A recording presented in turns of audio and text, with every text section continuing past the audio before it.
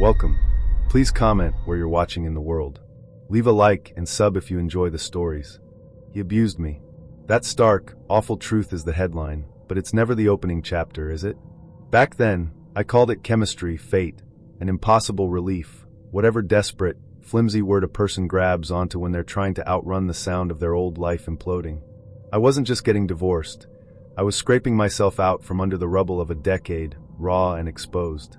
I was weeks into that hollow, echoing phase when I matched with David on Tinder.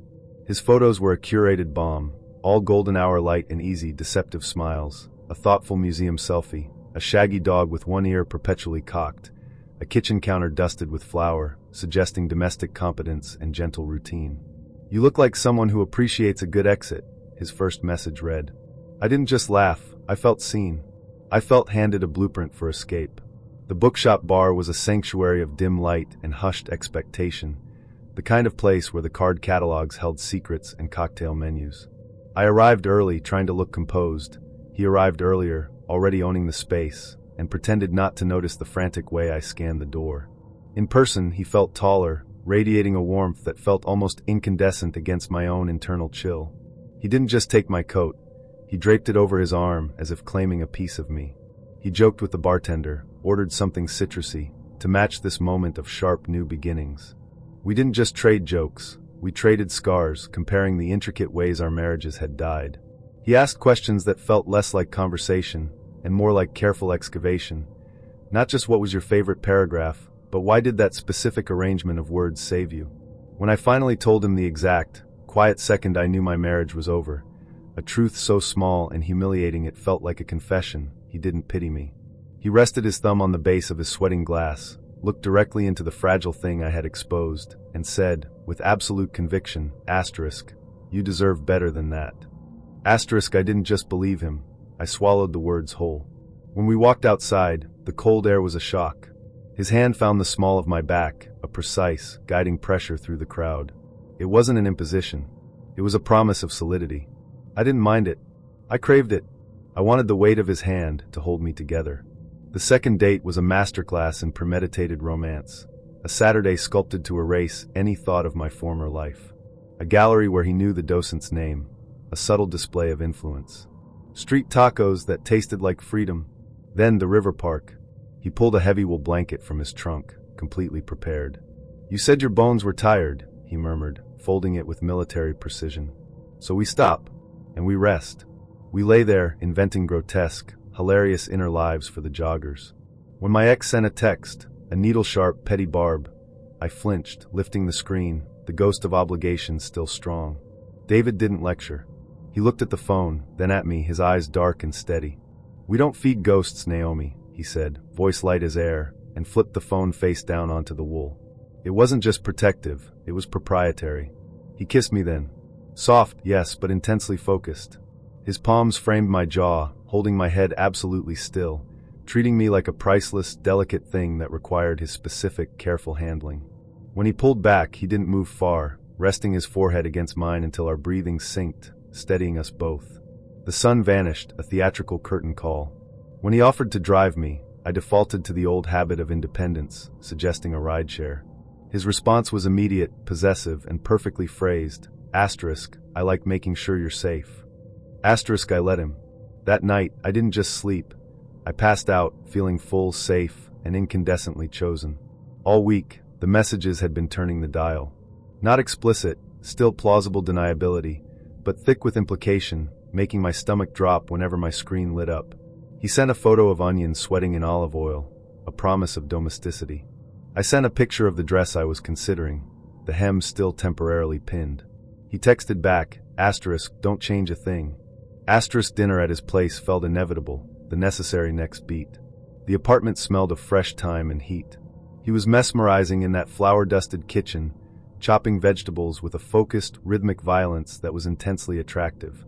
He poured the wine, and when he handed me the glass, his thumb brushed the inside of my wrist, pressing exactly on my pulse point. It wasn't just a touch, it was a deliberate, intimate check, a secret handshake confirming our trajectory. The dog circled, a warm, grounding presence. The record player looped a slow, velvet saxophone line, cocooning us. Under that soundtrack, the excitement stretched taut, vibrating between us. We loaded dishes. He leaned against the doorframe, watching me rinse a glass, making the mundane act feel charged. "Naomi," he said, the sound of my name in his voice suddenly deeper, lower, tuned exclusively for me. The kissing started in the kitchen, quick and hungry, moving fast to the couch. We paused, as supposedly good, communicative adults should. "We'll go slow," he promised, his eyes dark with something that felt like devotion. I nodded, ready to shed the skin of the woman who was only a story about loss. And then the first snag, a thread pulled that began to unravel the entire tapestry. He reached across me, not asking, but simply taking my phone. "Let's put this away," he instructed, sliding it into a deep drawer. The click of the drawer closing was sudden and sharp, a punctuation mark on my autonomy. I laughed, a quick, nervous sound, and reached for it. He didn't let me. He tugged me back by the waist. It wasn't cruel, but it wasn't soft either. The tug didn't leave a mark, but the automatic assumption of control did. "Hey," I said, trying to keep my tone light, my heart rate already accelerating. "I like to know where my things are." He smiled, that wide, easy smile, as if I'd just delivered a punchline about my own neuroses. "You're safe," he repeated, the word, once a comfort, now beginning to curdle in the air. The next snag was a flicker of light. I asked for the lamps to be dimmed, needing the cover of shadow. He reached past me and turned them brighter. "I want to see you," he insisted, his gaze heavy and demanding. "Okay, but..." I started, and he simply kissed the rest of the sentence away, his mouth hard and thorough. The third snag, my hand flat against his chest, a gentle, universal pressure signaling stop, slow down, wait. He didn't stop. He didn't even acknowledge the request. He rerouted, kissing my throat, murmuring praise that tasted less like affection and more like strategy. "You like to be taken care of," he breathed against my ear, twisting the careful protection he'd offered by the river into a justification for his current refusal. My body, which had been so eager moments ago, tensed into something foreign and resistant. I managed to force out the word, "Wait." He paused, just long enough to lock eyes with me, his expression shifting from desire to mild annoyance. "You're okay," he stated, a definitive, final judgment, as if he were the sole authority on the state of my own internal landscape. When I finally forced myself to stand, pulling away from the couch, the air in the room felt suddenly thin and cold. He followed immediately. The pleasant, guiding pressure he'd used on the first date, the hand on the small of my back, vanished, replaced by something sharp and immediate. His fingers closed around my wrist. Not the gentle press on the pulse, but a full, demanding grip, locking my arm to my side. It didn't break the skin, not yet. It was just a claim, a silent assertion of ownership that radiated straight up my forearm. "David," I said, the name coming out strained, my voice shaking despite my desperate attempt to armor myself with level, Vermont plainness. Asterisk, I said, "Wait." Asterisk, the sax music still looped, a mocking, intimate soundtrack to the sudden, horrifying realization. I hadn't found an exit. I had walked straight into a cage. So our first date felt, well, like a clean slate for me, an easy laugh that didn't feel forced, something genuinely decent finally showing up when I wasn't even looking for it. A dangerous, beautiful lie. We met near the canal, at a tiny Italian place tucked away like a secret, its red-checked tablecloths and flickering candles promising intimacy. The tables were jammed so close you could practically borrow your neighbor's bread without asking, a cozy chaos I usually loved. He was already there, early, a quiet presence in the corner booth. Tall, neat, his dark hair a little too perfect, his hands resting on the table. They looked considerate. Not pretty boy manicured, just clean, strong, uncalloused. He had that steady eye contact, too, the kind that didn't flinch, didn't dart away, the kind that made you feel like the only person in the room, like every word you said was the most fascinating thing he'd ever heard. I'm not easily impressed, not after years of navigating this city and its endless parade of charming liars, but something about him disarmed me. When the server set down dessert, a tiramisu we hadn't even ordered, a subtle gesture of generosity from him, and he slid the extra spoon toward me without a word, I felt my shoulders unhook from their usual defensive hunch. A simple, thoughtful act. Harmless. We walked out into that post-rain air, the city humming around us. A blue line rumble vibrated somewhere behind the buildings, a familiar pulse that usually grounded me. He offered to walk me to my car. "It's right around the corner," I said a little too quickly, a nervous flutter in my stomach that I told myself was excitement. "I know," he replied, a small, knowing smile playing on his lips. And that was the first hairline crack in the perfect facade, a barely perceptible tremor. It didn't set off alarms, not yet. I dismissed it as charming attentiveness.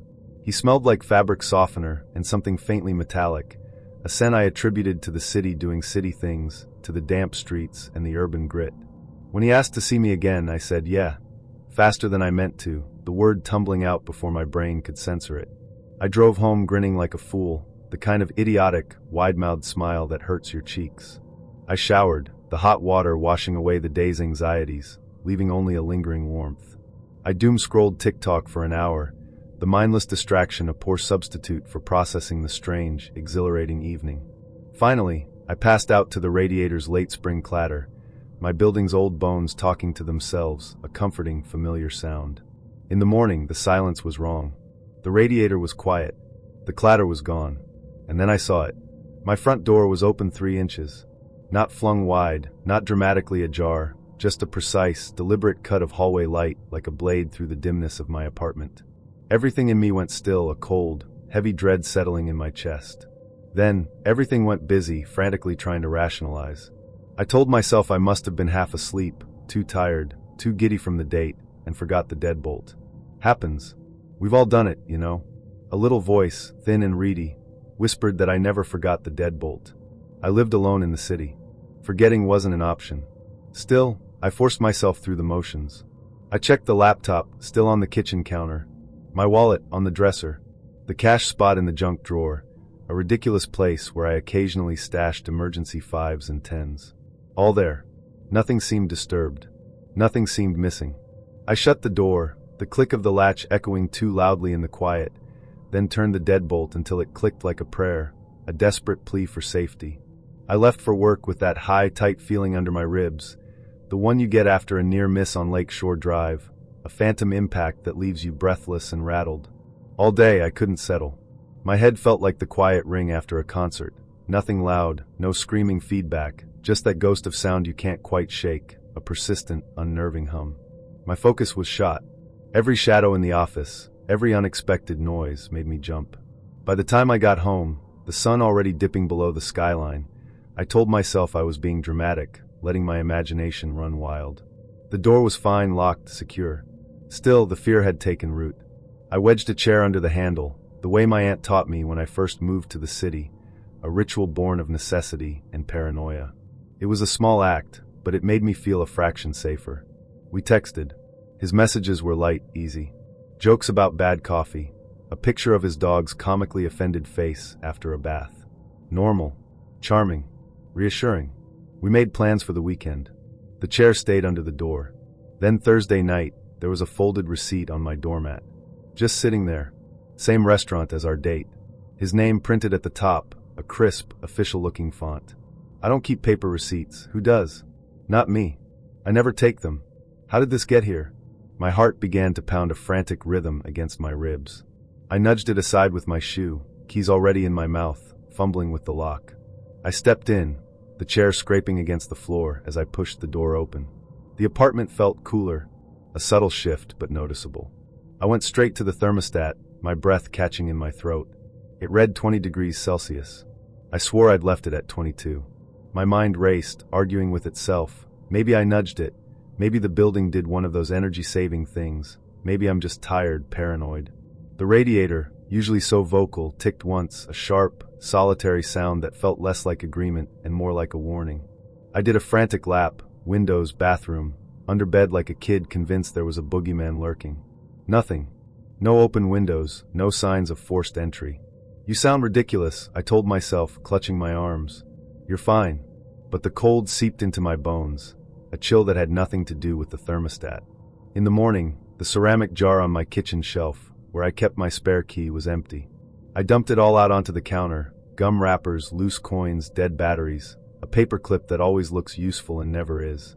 The clatter of metal and ceramic against the countertop was the only sound. No key. My stomach dropped. I told myself I'd moved it, that I'd put it somewhere safe and forgotten. I tore through coat pockets, old bags, the sink drawer where I keep everything that doesn't belong anywhere else. Nothing. Panic clawed at my throat. I laughed then, a sharp, brittle sound that broke the silence. You're fine, I said, the words a desperate lie, and even gave it a little Chicago shrug like, "What can you do?" But my hands were trembling. We met Saturday. He was the same, calm, casual, the kind of guy who blends. If you asked me to pick him out of a crowd at the Madison/Wabash stop, I could and I couldn't.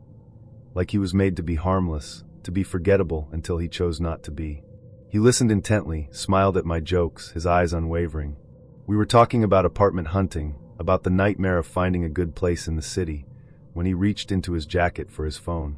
A small cluster of keys chimed, a bright, metallic song in the air. Too many for one person, it seemed. More than just a car key, a house key. It's a city, I told myself, my heart hammering against my ribs. She wore a white dress like something from a thrift store church service, sleeves soft on her arms, and spoke light, almost shy, like her words came with a hush. Said her name was Evangeline, but told me to call her Lena. "Lena like lean," she said, smiling. "Keeps the line smooth." We started with coffee and ended with a walk that took 3 hours to go 6 blocks. She had this way of naming things out loud so they felt closer. The wrought iron balcony dripping, the Saint candle flickering behind a window, the ceiling fans we could hear through open courtyards. By night, a warm, wet wind pressed the streetcars into a slow lullaby. When she invited me to dinner, she said it like a prayer. "I'll cook for you if you let me." "Ain't nothing to it," I said. "I'm easy." The first time she fed me, the whole shotgun smelled like gumbo and rain. A box fan churned in the hallway, and somewhere a neighbor's radio hummed a low hymn. Her kitchen was old New Orleans, tile cracked like riverbeds, a crucifix nailed crooked over the doorway, a bouquet of dried herbs hanging from a nail. In the corner, a little shelf with saints, a mason jar of coins, 3 brown apothecary bottles without labels. She moved careful as a nurse, stirring without looking, humming under her breath. I caught the tune and couldn't place it, something like a Cajun lullaby rolling on a minor key. "I don't measure," she said, tapping the wooden spoon twice on the rim. "Let the pot decide." When she set the bowl in front of me, the steam rose like a ghost. It tasted like home and something older, smoke and time and a bitter edge that made the sweetness deeper. She didn't eat much, just sat across from me, elbow on the table, chin in her palm, watching the way a mama watches a baby, fond, focused, satisfied. Every time my spoon scraped, her smile tilted softer. "Good?" she asked. "Lord," I said, wiping sweat, I could marry this. That night, my stomach roared like a brass band. I woke up slicked with sweat, dizzy enough to sit real still and count my breaths. Figured it was the heat. Figured I'd had too much hot sauce. Ain't nothing to it. The second time she cooked, it was a rice and okra thing, thick as August air. She laid a candle on the table, like a low moon. The bitter note was there again, hiding under the pepper, the way a truth hides under a compliment. She fed me first bite on her spoon and laughed when I tried to kiss her fingers. "Eat while it's hot," she said, and there was something in the way she said hot that made me swallow fast.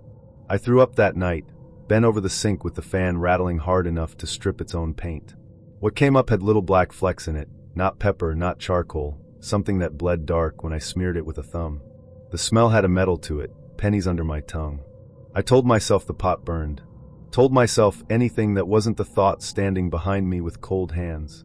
Lena came by the next afternoon with a jar of broth she said would cool my belly.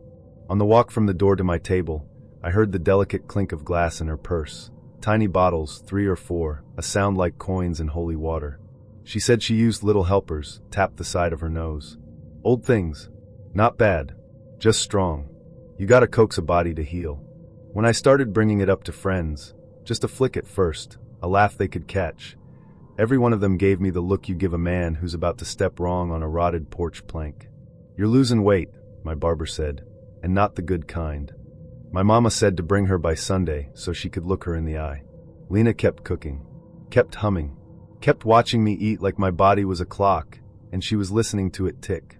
The worst spell hit after her healing soup, dark as river water, herbs floating in constellations. Halfway through the bowl my legs went soft. I crawled to the sink, and the black flecks came again, sticky, staining. When I came back to the bed, her side was smooth. Her bag was gone, door locked from the inside. She came the next morning with pancakes. The scent of butter slid along the walls. I didn't touch a bite. Her smile fell slow, like a curtain somebody let go of. For the first time, her eyes looked past me, like she was measuring the room for a different table. "You don't trust me," she said. It wasn't a question. I said I was queasy. Said work had me off schedule. Said anything that wasn't the truth, which was I'd started to taste the metal before the spoon even reached my mouth. She stood, smoothing her dress. The air felt crowded with things we hadn't named. Some people, she said softly, eat and run. Some people eat and stay. Her voice turned so gentle it hurt. I like feeding people who stay. I took the soup to a friend at Tulane's lab, who owed me from the time I fixed his AC. He didn't ask questions. Called me the next day with a voice tight as a drum. Low-dose neuro stuff. Not lethal like this, but consistent. It'll make you lightheaded. Forgetful. Easy. He paused. You need me to call someone? I see lots of stories where the user has gone onto OkCupid and gotten a very raw deal. Not the story, but I met my husband there, and he's not a psycho. I am here to join those ranks. First off, I didn't join the site myself. My friends decided that after I broke up with my fiancée, I needed a social life. Apparently staying home reading on Friday nights wasn't good for them. They signed me up, gave me the most embarrassing name that I'll get to later, and did kind of a here you go enjoy wasn't my idea bye thing. I was pissed for a while, but then decided to check it out. I started talking to a seemingly normal guy, and pretty soon we were chatting regularly enough for me to be comfortable enough with him to accept a date. He scheduled it, picked me up from my student hall, and away we went. The night started off good. He made me laugh, told a few jokes, and ordered for me. I'm okay with that, if we're dating and have been for long enough that you know what I like, and what I'm allergic to. This guy ordered the most expensive things, yes things, on the menu for us. Then when it came and I found almonds in one of the dishes, I quietly asked the server if he could take it back, as I am allergic to almonds. Senor Douchebag heard and started wailing on the server, calling him names, i.e. stupid, idiotic, incompetent, etc. I told SDB it wasn't that big of a deal, we just met, how was he supposed to know I was allergic? Wrong move. Apparently he took that as a personal attack on him, and started wailing on me, but pulled out the arsenal of female names he had. Cunt, bitch, skank, and I shit you not, he actually called me a dirty pirate hooker. Yeah, I watched that movie. After a few minutes, he calmed down and started acting like everything was okay, while me and the server look at each other like, what? I decided to let it go as a one-time thing, and continued our meal. He gave the server the stink eye every time he came to the table, and eventually started talking about himself, his cars, job, money, parents' society status, money, country club membership. Did I mention he talked about his money? Hear me when I say, I asked about his family, just his family. At this point, I'm sitting there, gazing at the clock on my phone, and nearing the text my roommate, who said she would then call with an emergency point that is very nearly here. I've already caught the server on a bathroom trip, and asked him to put my food in a takeaway carton, and just have it ready, and asked him to call a cab. Then he utters the magic words. SDB dash, so are we gonna fuck or what? Me dash, I'm gonna say no.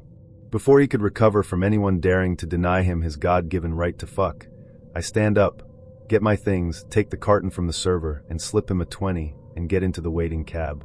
For the next few days, SDB called and texted me, sweet at first, but that morphed into snippy asshole comments, again calling me all sorts of nasty not nice names. I laughed about it after a while, and the story became quite popular in my student suite, complete with different voices and accents. It wasn't a month later that I ventured into another OKC date, but this time I got lucky. It was my would-be husband. We matched on a Thursday night. His profile was short, but the photos were charming. One of him and his toddler at a pumpkin patch, another with a massive hiking backpack and a goofy grin. The last one showed him in a kitchen, holding a pan of sizzling garlic shrimp with the caption, "Single dad. Full-time chef. Recovering hopeless romantic." I messaged first. Said his food looked better than the cardboard I'd had for dinner. He replied instantly, "Only the best for the people I care about." It felt cheesy, but in that late night, hopeful kind of way, I smiled. We messaged all weekend. Quick, funny, warm. Tom was attentive. He asked questions, remembered details, laughed at my sarcasm, and sent dog gifs that made me giggle under my breath in the grocery store checkout line. By Monday, he suggested a date. "I know we just started chatting," he said, "but I'd love to meet you in person. I think we'd vibe even better face to face." I hesitated. I've always been cautious about first meetings, and dating, for me, has a few added layers. There's the chronic illness, fibromyalgia, which flares unexpectedly, drains my energy, and leaves me needing days to recover from what most people call normal. There's also my dog, Fergus, a skittish rescue with a bark louder than most home alarms. He doesn't do well with kids, or sudden noises, or sometimes new people. I'd love to meet, I replied, but could we do something public? Like a park or a coffee shop? He responded a few hours later. Totally. Though full disclosure, I usually have my son with me. I don't get a lot of help with childcare. Would it be okay if he comes along? A part of me softened. Of course, a single dad was juggling a lot. That's not easy. But another part of me clenched. Fergus plus a toddler equals disaster. So I said no. I explained about my dog. And my health. That I needed space, that first dates were already overwhelming, and I couldn't manage unpredictability stacked on unpredictability. I just want to be upfront, I wrote, so nobody's blindsided. His reply came quickly. Wow, that's a lot. But hey, I admire the honesty. I thought that was the end of it. Boundaries laid. Understanding reached. I was wrong. Over the next few days, Tom kept pushing. He didn't mention his son directly, but he'd casually say things like, "Would be so much easier if you just came to my place." Or, "I swear my couch is cozier than any cafe." When I told him the drive was too far for my energy levels, he replied, "Maybe a little discomfort is worth it to see each other, no?" It was always coated in charm. Lightness. Never direct pressure, just a gentle prod. Again, and again. When I reminded him about my flare-ups, he said, "But how will I ever really get to know you if we don't push past the hard stuff?" He wasn't hearing me. Not really. He was listening just enough to find holes in my boundaries. The tipping point came one night when he asked me to leave Fergus alone overnight, so I could sleep at his house. We'd have more time together, he said, and no barking interruptions. I stared at the message for 5 straight minutes. Fergus is more than a pet. He's my emotional support, especially during pain spikes when even getting out of bed feels like climbing Everest. He sleeps at the foot of my bed. He senses my tension before I do. He's the reason I've gotten through lonely nights and heavy mornings. I told Tom no. Again. And this time, I tried explaining everything. I poured my heart out. My dog is family, I wrote. He's not just a quirk of my lifestyle. He's my anchor. And my illness isn't a mindset issue. It's real, and it's hard. I need you to understand that. He replied with a single sentence. I've never met someone who puts a dog above a human connection.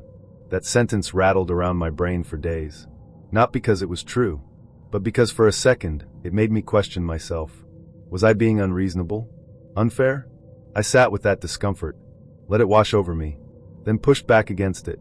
No, I wasn't wrong. I was just finally standing up for my limits, for what made me feel safe. Still, he kept messaging. Softer now. Back to charm. Jokes. Little compliments. Requests to meet for just a quick coffee. But every message made my stomach tighten. That wasn't attraction anymore. It was dread. So I waited until a quiet Tuesday afternoon, sat on the couch with Fergus curled next to me, and typed the message I should have sent a week earlier. Hey Tom, I've given this a lot of thought. I don't think we're a good match. I hope you understand, and I wish you the best. I hit send before I could overthink it. He didn't reply. The silence that followed was loud, but it was also clean. No guilt tripping.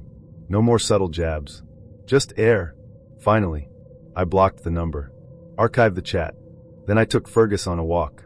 The air was crisp, and he sniffed around like he owned the sidewalk.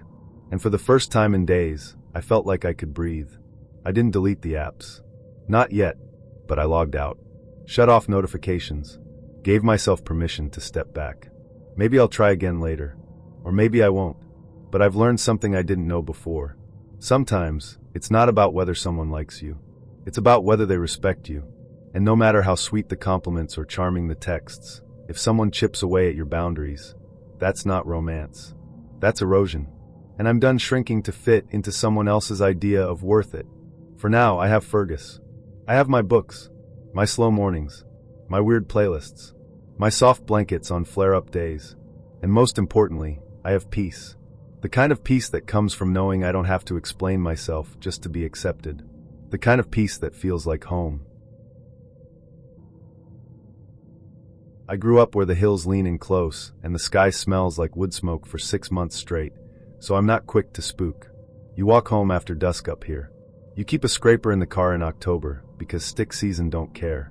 You nod at neighbors you don't know on one-lane bridges, and you don't make a fuss unless there's a reason. That night, I had a reason. His name was Jordan.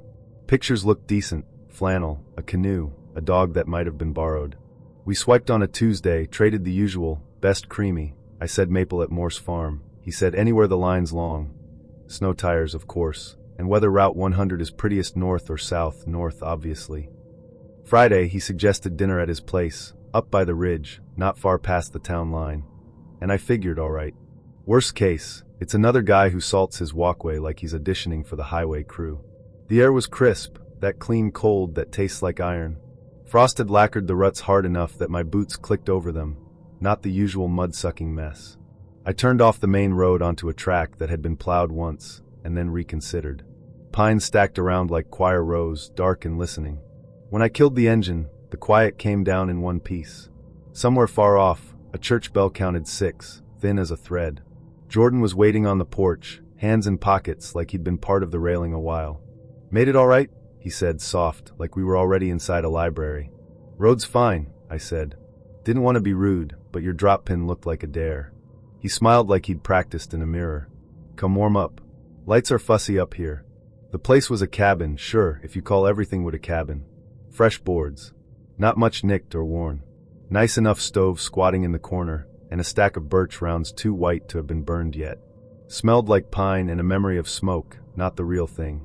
The kind of clean that makes you feel your boots are rude. He had pasta going, said he'd made sauce, said sit, said I'll be quick. I sat because that's what you do when someone cooks for you. I listened to the wind ask the eaves questions. It's not nothing the way wind sounds out here, how it gathers its thoughts before it knocks. The lights blinked once, like a warning. Went out. Not a clatter, not a curse from him in the kitchen. Just dark. Then the candles woke. A dozen. No more. All over, mantel, sill, floor, a low table. Wicks blooming like they'd been lit just before I arrived and were waiting to be introduced. The light wasn't wild. It was rehearsed. Flames stood up straight, not a draft in them, and they were spaced just so.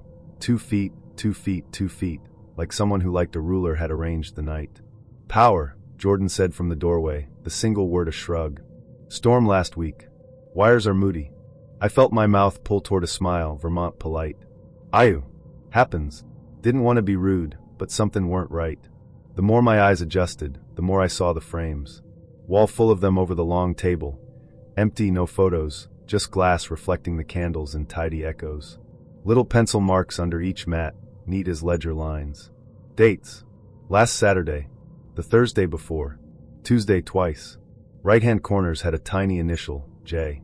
"Expecting to hang something?" I asked, voice thinner than I liked. "Collecting," he said. Mom kept family pictures on a piano. Made the house feel held. He stepped closer to a frame, not touching. I like remembering the shape of a moment before it happens. We ate in the candle grid. Sauce was good. I'll give him that.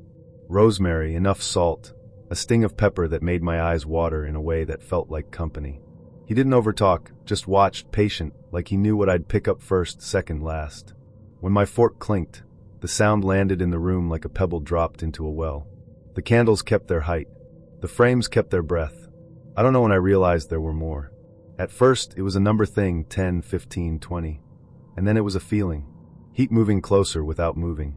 The floor candles, 3 near the stove when I came in, were now 5. 2 new flames sat at ankle level by the bedroom door, thin as matchsticks, like they'd been there all along, only I hadn't earned them yet. "You ever think about how a person breathes?" Jordan asked, like it was nothing. "Sometimes I hear it like a song." I stared into my water because the wine glass standing lonely on the counter felt like a dare. "Lots of quiet out here," I said. "Everything gets louder." He smiled again, better this time. "Exactly." The frames on the wall began to fog at the edges. Not much, just a kiss of clouding at the corners, like someone on the other side had sighed. One frame, date from 2 days ago, blinked back a double flame. One real, one not, then settled. I stood up. "Bathroom?" I asked, and he pointed down a short hall. My boots grumbled on the new boards. The bathroom mirror was small and mean. I could feel the cold pressed to the exterior wall, a line of it. My breath synced, against my will, to the flicker coming through the cracked door. 1212, like the room and I were practicing together. Back in the main room, the candles had multiplied again. I swear it. A border had grown along the baseboards, little tongues of light licking the seam where floor meets wall, nothing singed. The empty frames shone harder with nothing.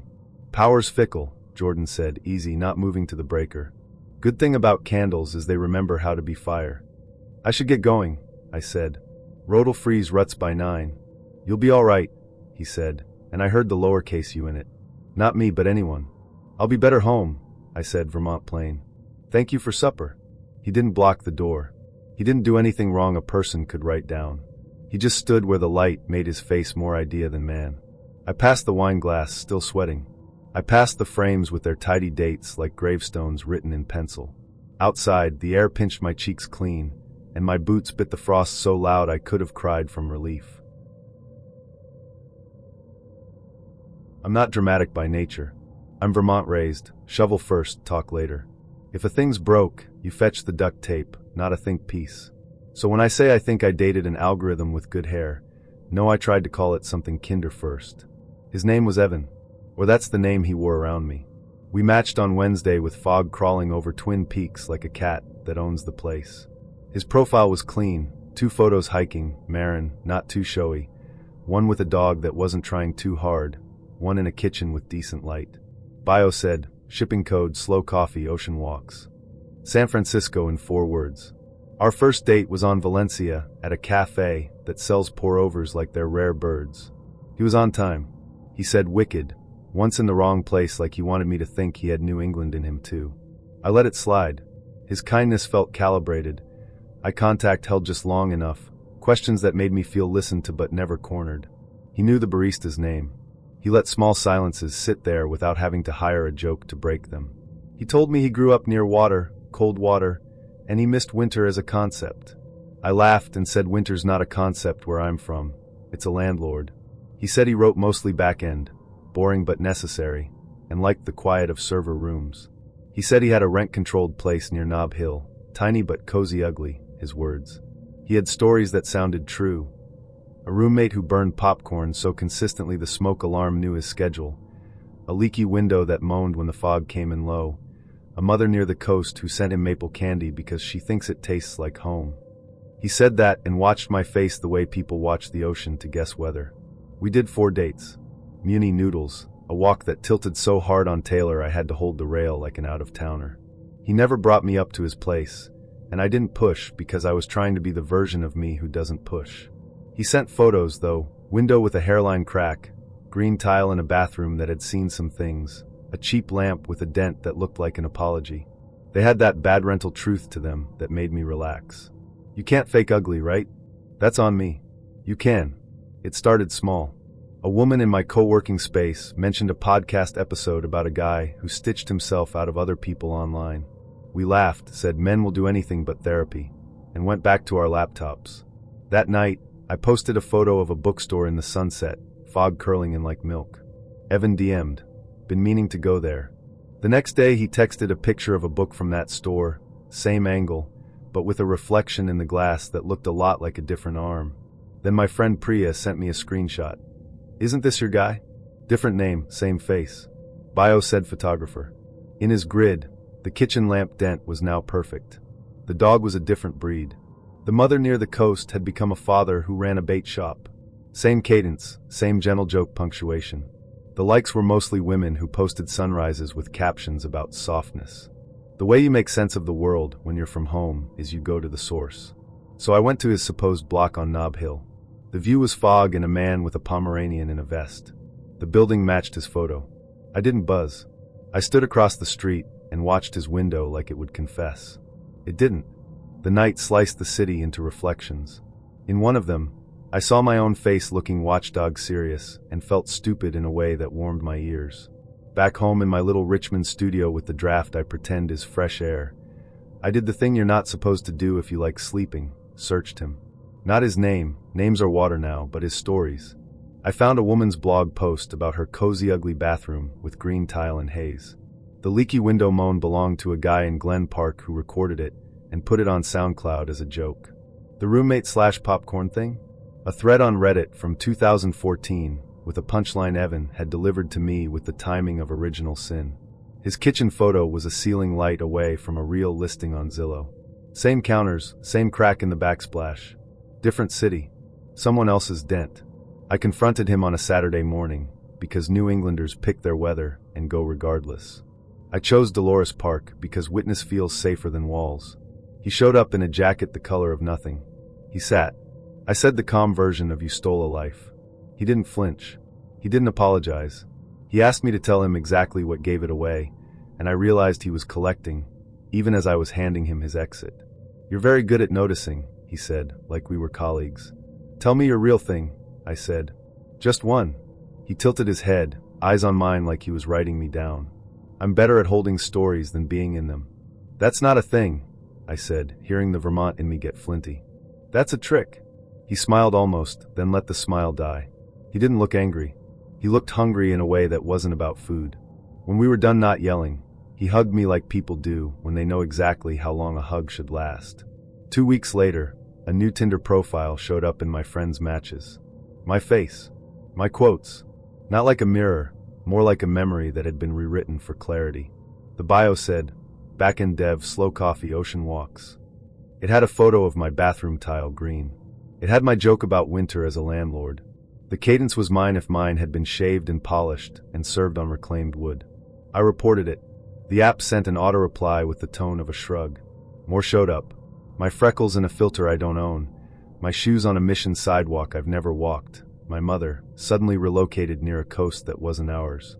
Friends sent me screenshots with little question marks. One wrote, "You back on the apps?" And I typed "nope," and erased it and typed "someone's playing dress up," and erased it and typed nothing at all. I'm not much for omens. I'm Vermont bred. Check the weather, wear the boots, don't make a fuss till the tractor won't start. Down here in North Carolina I'm still learning the air. How the heat has hands, how the light lingers wider at dusk, how sound hangs in the pines like it's got nowhere else to be. I ain't superstitious, but she sure felt real. Her name was Leela. First evening, the air smelled like honeysuckle and warm asphalt. Cicadas were just starting their long drone, not loud yet, like instruments tuning for a summer that hadn't taken the stage. She was already on the bench when I got there, hands tucked into her sleeves, eyes up like she knew which way I'd come. We did the polite dance. "Where you from? What do you do?" And I said Vermont, and she said, "Oh," soft, like she could picture snow as a sound. When I teased about how Raleigh pretends it's not humid, she gave me that half smile and said, in a voice that had the Carolina lilt without the sugar, "You ain't wrong." We kept meeting, same place, always just before the sun let go. She never wanted coffee afterward, never wanted a different bench. Said crowds made her feel like a radio left on in another room. She was quiet in a way that made quiet feel like a conversation. Asked about the trail dust on my boots, about the creek when it floods, about whether Vermont smells like wood stove year-round. It does some corners. I told her about sugaring and stick season. She told me the oak leaves here don't know when to quit. I liked her. That's the simple of it. I liked the way she looked sideways at a joke before letting it land. I liked that she didn't fill silences to prove she could. She'd notice small things, the ripples where a turtle had been, the tiny orange flag marking some future construction and dignity, and say, "We'll miss it when it's gone." And it wouldn't sound dramatic, just true. 3 weeks in, we were a ritual. I started checking my phone around 5 like a teenager. One afternoon I was at the grocery store, not far from the park, reaching for tomatoes that didn't taste like anything yet, when I saw her. Or I thought it was her. Hoodie up, basket on her forearm, eyes the same shape even under the fluorescent. I stepped forward, half a wave already hanging stupid in the air. "Sorry," I said. "I thought." She smiled, but not the same. Something in it cut the wrong cloth. "You must be the one who's been meeting my sister," she said. "I'm Mara." "Sister," I repeated because my brain needed time to catch up. "Twin." "Yes, sir," she said, easy as iced tea. "Leela." And then the smile dropped clean off. "She passed last year." I felt that sentence like a dip in the road I didn't see. "No," I said, not because I didn't believe it, just because the mouth does that sometimes. She pulled out her phone like she'd had to do it before. Showed me a link, local story with candles by the park sign, photo of the same face I'd been walking with, names spelled right, dates that didn't leave room. The comments below were a little hymnal of loss. Someone mentioned how she loved old buildings. Someone said she liked walking at dusk. I've had men, Mara said carefully, like she was trying not to bruise me, say they met her. After, I stood there with a bag of tomatoes, feeling like a bad actor in a play I didn't audition for. We talked too long for a supermarket aisle. She said she didn't go to the park anymore. I said I didn't know what to say. She said, "Me neither," and touched my sleeve like we were old friends. I didn't sleep right. The next day around 5, my phone lit up anyway. "You walking?" She wrote. My thumb hovered over the keyboard. "Who is this?" But the tone was hers, unpunctuated, tidy, like she trusted punctuation to take care of itself. "We don't have to talk," she sent. "I went to the park because I am a person made of habits, and because denial looks a lot like exercise when you're in running shoes." The honeysuckle was louder this time, heady as a dare. The bench we'd used was occupied by flowers. Not fresh. Their stems had bent under the heat, cheap ribbon loosening. It had the look of a thing tended by strangers, the way grief becomes communal when it doesn't know where to live. I stood there and tried to make a decent thought. On the far end of the path, under the deep shade where the trees knit their fingers, a woman stood. Same height, same jacket, hands in her sleeves. Waiting like a habit. I didn't wave this time. I took one step, and then another, and then I stopped, because the air around that patch of shade felt colder than the rest, and I'm Vermont enough to respect cold. My phone buzzed in my pocket. "You forgot your umbrella." I don't carry umbrellas. I wear hats and accept my fate. But I had an umbrella that day, because Raleigh rain is theatrical, and I'm learning. I looked down. It leaned against the bench like a dog, like I'd left it on purpose. I hadn't sat yet. I picked it up. The figure in the shade didn't move. The cicadas swelled and thinned like a tide. I walked the path once, slow, like the way you circle a pond in late March to see if it'll hold. When I turned back, the bench looked normal. The flowers looked a day older. 2 nights later, a text from a number I didn't know, "Missed you." A second one from a different number, "It's cooler by the creek." A third, past midnight, "You look tired at the store."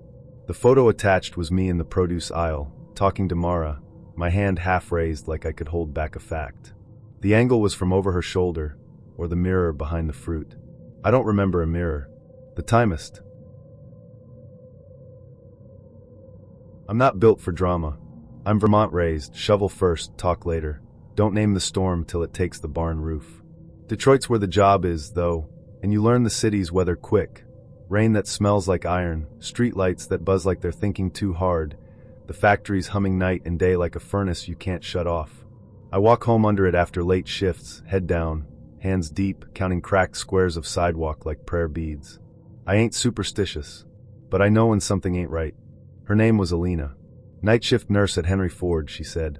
We matched by accident at 1:12 a.m., which is an honest time to meet anyone. She texted first, short, not nosy. "You up?" I sent back a thumbs up and a dumb joke about coffee being my personality. She replied with a photo of her mug next to a vital signs monitor. Same. We messaged like people who have to keep one eye on the clock. She had that tired kind tone I trust, the way nurses and line cooks talk when they've been on their feet too long to waste syllables. I'd say something about the rain making the city smell like pennies. She'd answer with a window shot where the streetlight smeared across the glass. I liked the way she didn't over-explain. I liked that she didn't try to make night sound prettier than it is. It was the second number that made the air go thin. First time it copied me. I wrote, "You ever see the people mover at 3 a.m.? Looks like a toy for ghosts." A minute later, a new bubble from an unknown Detroit area code. "The people mover at 3 a.m. looks like a toy for ghosts." No caps. My words, but dragged through sand. I typed, "Who's this?" It sent back, "Who are you now?" Man, this gotta be some scam. I said out loud to the empty kitchen. I screenshotted it to Alina. She sent a shrug emoji and, "Spam? We get weird stuff on the hospital Wi-Fi." Reasonable. Except my phone started doing this thing, vibrating too long for a text, too short for a call, as if it had a heartbeat it was trying to decide on. We kept talking. The echo number kept showing up. It didn't just repeat. It twisted. I wrote to Alina, "Rain sounds like a train on my roof." The echo answered, "It's already inside." I told Alina I could walk to meet her after shift. "Echo, you've been here." She wrote, "LOL creepy." I wrote, "Ayu," because the Vermont in me leaks under stress. I called the second number because I'm not a teenager and I believe in picking up the phone. It connected, I guess. No ring. No hello. Just a hush that wasn't empty. The kind you hear in a stairwell after someone just went down. Then breathing real quiet, like the person on the other end was trying not to be a person. Say something, I said. The line exhaled slow. Not a prank kind of slow. A please don't make me kind of slow. I hung up, not proud to say. Then I did the Vermont thing and made a list. SIM swap. Spoofing? Some app one forgot I downloaded? Alina and I picked a day to meet. Monday, my end of shift, her lunch. Midtown, by the robots at the DI, public enough to keep me from being a lifetime special. I typed the plan clean and neat. She sent a little check mark. Sounded like relief. Sunday night the echo got bold. It started anticipating. I drafted you want coffee or food, but hadn't hit send. The unknown number popped up. Coffee's fine. It did it again with a different thing. I thought bring an umbrella, because the weather app showed that cartoon rain nobody believes. The number sent, leave it. My phone vibrated in a pattern that wasn't the manufacturer's. 2 short, 1 long, like code from a factory floor. Then came the photos. First, a window, city sodium light blurring the drops. It was her window. I recognized the suffocated plant on the sill. Then a picture of the glass from a different angle, catching my reflection where it shouldn't. Me in my kitchen, shoulder to the frame.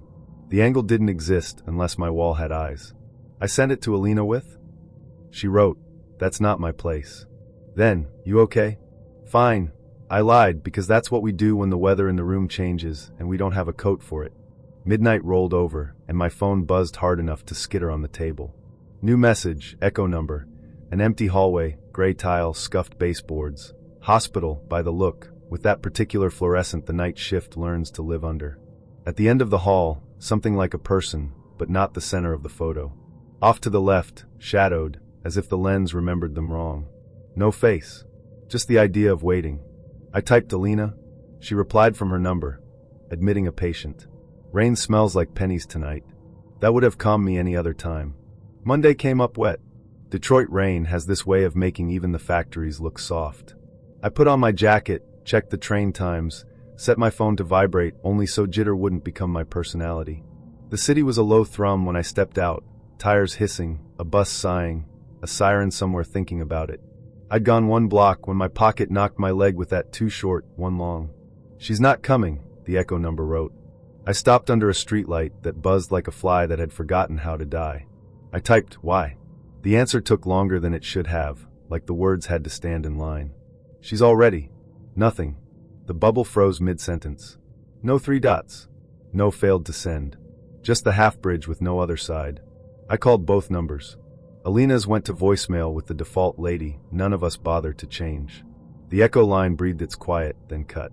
I walked anyway because I'm stubborn and Midwest adjacent enough to think weather. And people don't get to tell me where to be. We'd been doing the long-distance thing for 3 months when Marcus suggested the weekend capsule. A whole weekend of video calls, minimal distractions, just us. A sort of mini staycation, except over screens. I was excited. Nervous, but excited. We used to joke that we were the digital couple of the century. He was in Portland finishing his thesis in digital psychology. I was in Montreal, juggling a teaching assistant gig and grad classes. Time zones sucked, but we made it work. Texts. Memes. Midnight video calls. Sometimes he'd fall asleep on camera, and I'd leave him there on the screen like a nightlight. So when he floated the idea of the capsule, I jumped on it. A whole weekend to binge each other, unfiltered, uninterrupted. Friday night, I lit candles in my apartment, made some ramen, and signed on. There he was. Messy hair, flannel shirt. That crooked smile I loved. He leaned close to the webcam and grinned. Hey, stranger. Butterflies. The real kind, not the cliché. It felt real, he felt real. We talked for hours, cracked inside jokes, shared playlists. I even fell asleep with my laptop open, his face still on the screen, his voice still in my ears. Saturday morning, I scrambled out of bed and logged back in. There he was again. Same smile. Same flannel. Odd. Morning already? He asked, like he'd just woken up, despite the same lighting and perfect posture. Still, I brushed it off. Maybe it was comfy clothes weekend. Who was I to judge? We talked. Sort of. I noticed something off. He'd laugh before I finished stories. His reactions were delayed, or too perfectly timed. And he didn't ask follow-up questions. Just segued into safe topics. like a podcast on loop. By lunch, the weirdness ballooned. He told a story about his college roommate, one I'd already heard verbatim, word for word. I let it slide, but by dinner, I was keeping mental tallies. Same jokes, same expressions, same little sounds after I spoke. It wasn't déjà vu. It was repetition. I tried steering the conversation to unexpected topics. Mentioned a local protest that morning. He nodded vaguely. Yeah, that's intense. Then pivoted. Remember that lake we talked about visiting? I closed the call early that night, claiming a migraine. In bed, I scrolled through our old messages. The timeline blurred. Had I imagined the connection? Or was something seriously wrong? Sunday. I woke up early and didn't log on right away. I wanted to test something.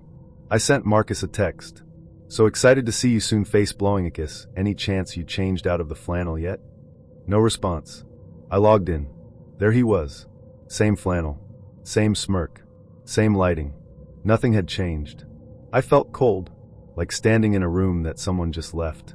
Marcus, I said slowly, did you hear about the fire at the Portland archives? Half the city's offline. His face stayed cheerful. Wow, that's wild. The Portland archives hadn't burned down. I made it up. He smiled. So what's for dinner? I froze. He wasn't on a call. He was a recording. My mouth went dry. I fumbled to end the video.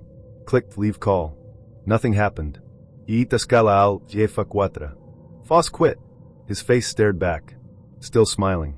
Still blinking. I yanked the power cord. The screen went black. I sat in silence, hands shaking, until the sound of my phone buzzing shattered the air. I grabbed it. Battery dead. I just charged it. Plugged it in. It booted up. Buzzed non-stop.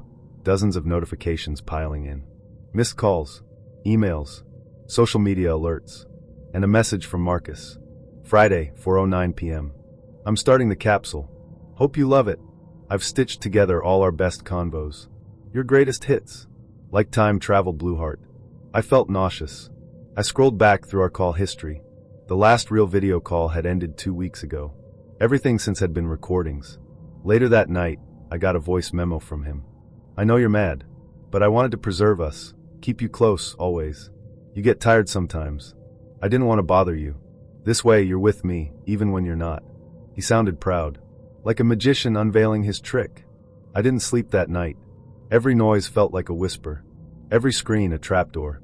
I taped over my webcam. Threw a blanket over the TV. By morning, I sent one final message. You took away my voice.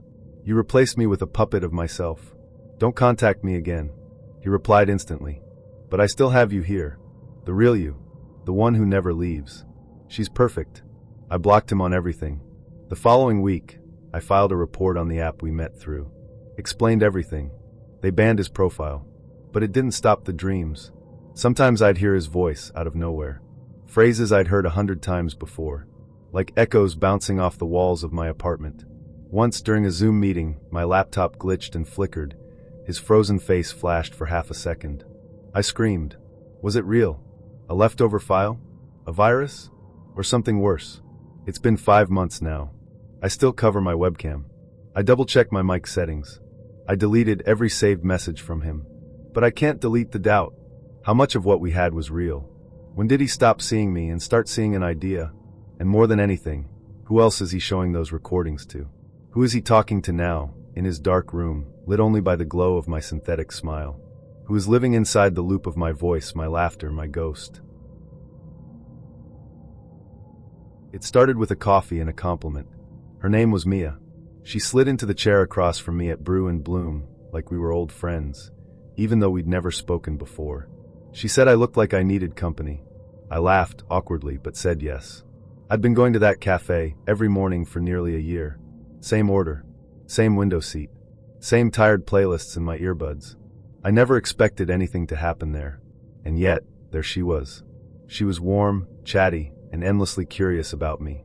Asked about my job, my favorite books, even what I'd named the plant on my windowsill. Nobody asked me questions like that. By the end of that first coffee, she had my number. By the end of the week, we had our first date. We slid into a relationship like it was the natural next step. No big dramatic start. No fireworks or sweeping gestures. Just quiet familiarity. I told myself I liked that. After the chaos of my last breakup, the shouting matches, the slammed doors, I wanted something simple. Mia was safe. She was sweet and attentive. She made reservations for us at little bistros with 3-star Yelp reviews and talked about how one day she wanted a garden. She sent me encouraging texts before presentations at work. She kept a list on her phone of all my favorites. And yet, I always felt just outside the relationship, like I was watching it happen rather than living it. The first time I noticed the distance, we were at a movie. Something romantic and indie. Mia cried twice. I checked my watch 5 times. Afterward, she grabbed my hand and said, "Wasn't that beautiful?" I nodded. Yeah, totally. But it hadn't moved me. Nothing had. We fell into a rhythm. Dinner twice a week. Weekend walks. A text thread full of emojis and heart reactions. Mia kept moving forward, making plans, introducing me to her friends. And I kept going along with it, like a man who wandered into a play and forgot he wasn't in the cast. She deserved someone who saw fireworks when she smiled. I didn't. I felt comfort, like the relief of coming home to a warm blanket, not a racing heartbeat. I told myself it would come, that the feelings would grow. They didn't. Then came the conversation about meeting her parents. I froze when she brought it up. My mind spun with excuses, work, deadlines, scheduling conflicts. She looked disappointed, but smiled anyway. Maybe next month. That night, I stared at the ceiling and whispered the truth to no one. I don't love her. And then I did the worst thing I've ever done. I cheated. It wasn't premeditated, not exactly. But somewhere deep down, I knew what I was doing. It happened at a friend's birthday party. Mia couldn't come. Something about her cousin's bridal shower. I drank too much. Talked too closely to a girl I vaguely remembered from college. She was flirty. I flirted back. We kissed. Right on the dance floor. I didn't stop it. In fact, I made sure people saw. Some part of me hoped word would reach Mia. That she'd be furious. That she'd scream at me and walk away. That she'd make the decision I couldn't.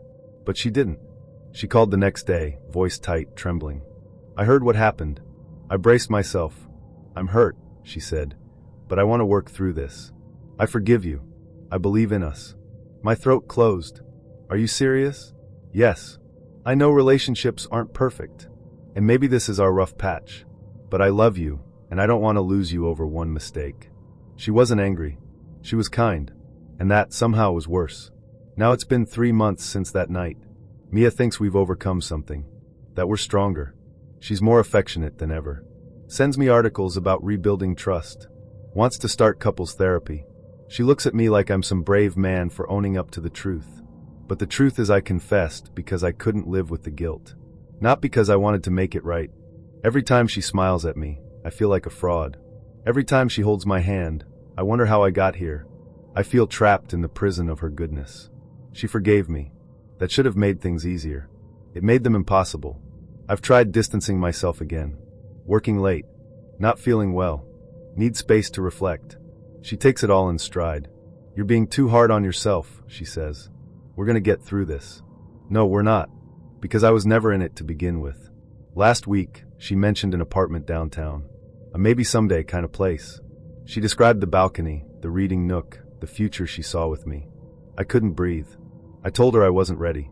She nodded, understanding, but her eyes looked like someone reaching out to catch something already falling. I see it happening. She's all in, and I'm already halfway out the door. I just haven't opened it yet. The worst part? She still makes me laugh.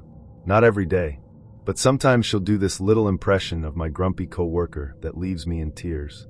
Or she'll surprise me with a ridiculous snack she found at a gas station, and I'll grin despite myself.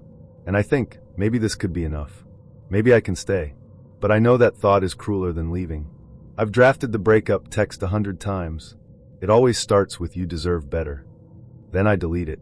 Because I know she'll say, "But I want you." And I don't want to hear that. Tonight, I'm sitting alone in my apartment. My phone buzzes. It's Mia. Dinner at La Forêt. My treat smiling face with smiling eyes. I stare at the screen. My fingers hover over the keyboard. Maybe tonight's the night I tell her.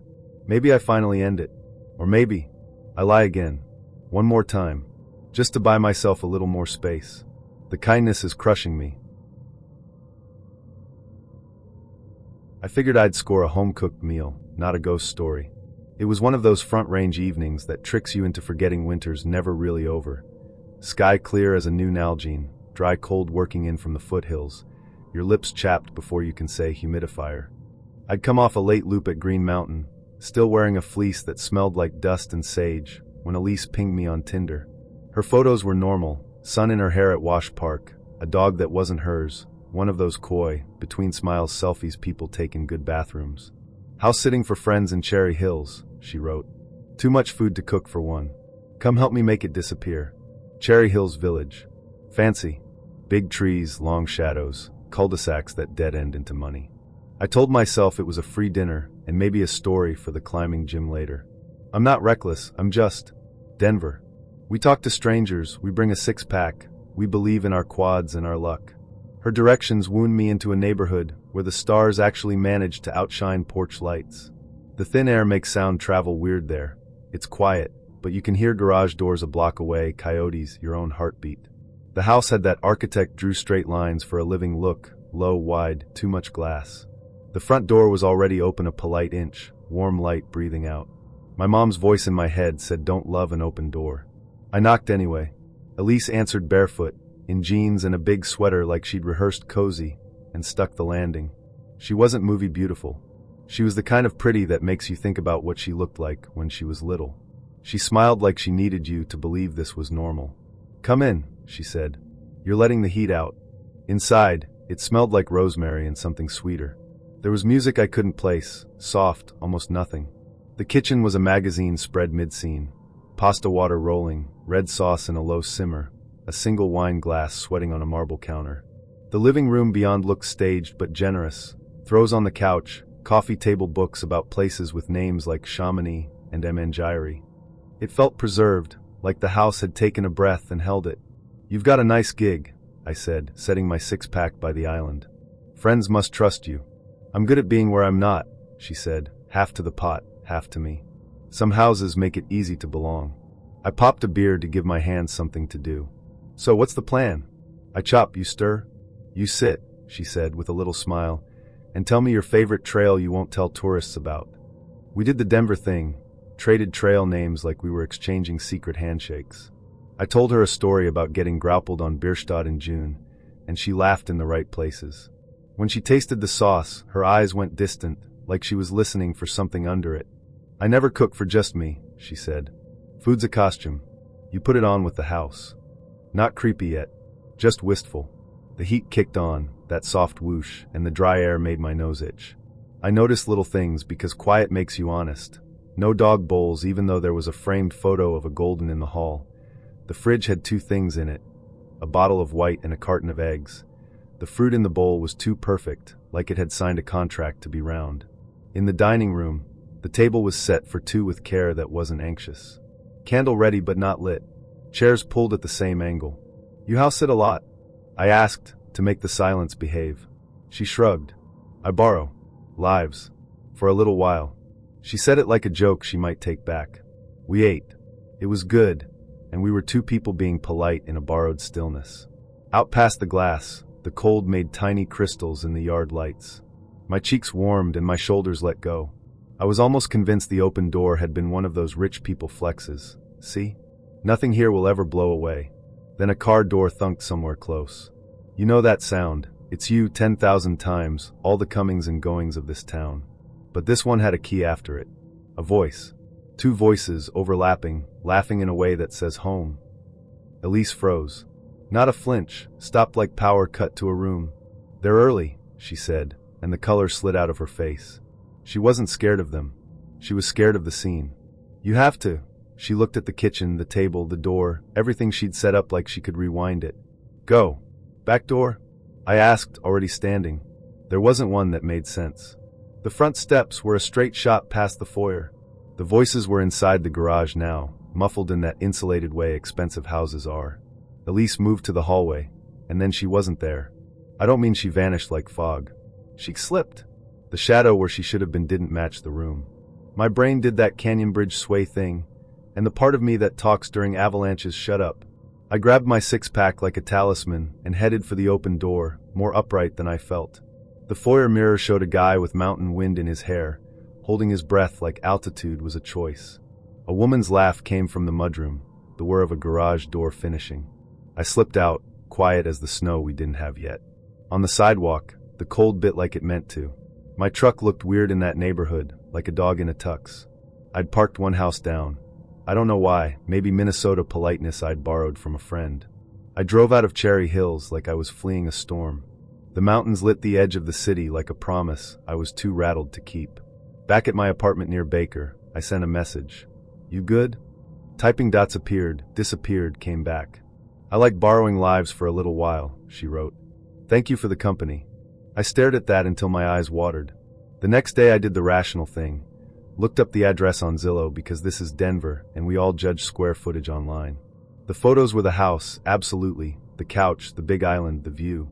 The listing date said it had been vacant for 6 months. Staged, the description bragged. Move-in ready. I called the number out of spite. A man from a brokerage said a young couple had just closed. "Found a wine glass on the counter," he added, amused. "Must have been the stagers." I didn't say anything. My mouth was dry like I'd hiked too fast. I will tell you straight, sugar. I ought to have listened to the heat. Savannah heat is opinionated. It presses its palm to the back of your neck and says, "Baby, go on home." But that night the air felt different, soft as a church fan and smelling like rain and magnolias crushed under somebody's Sunday heel. The cicadas were testifying from the oaks. All that drapery of Spanish moss hanging like the stage curtain was about to open. I'd matched with a man named Drew. Said he was a chef, said yes ma'am like he meant it. Said he'd cook me something simple and good. I told my cousin Lila where I was headed, texted her the address, and she wrote back, "Lord, be careful," with 3 little angel emojis that didn't help my nerves at all. His place was a small, proud house on a quiet street where the sidewalks heave and the crepe myrtles shed pink confetti you'll never sweep up entirely. He opened the door before I knocked twice. Clean white shirt. Nice hands. Smile easy as sweet tea. "Well now," he said, stepping aside.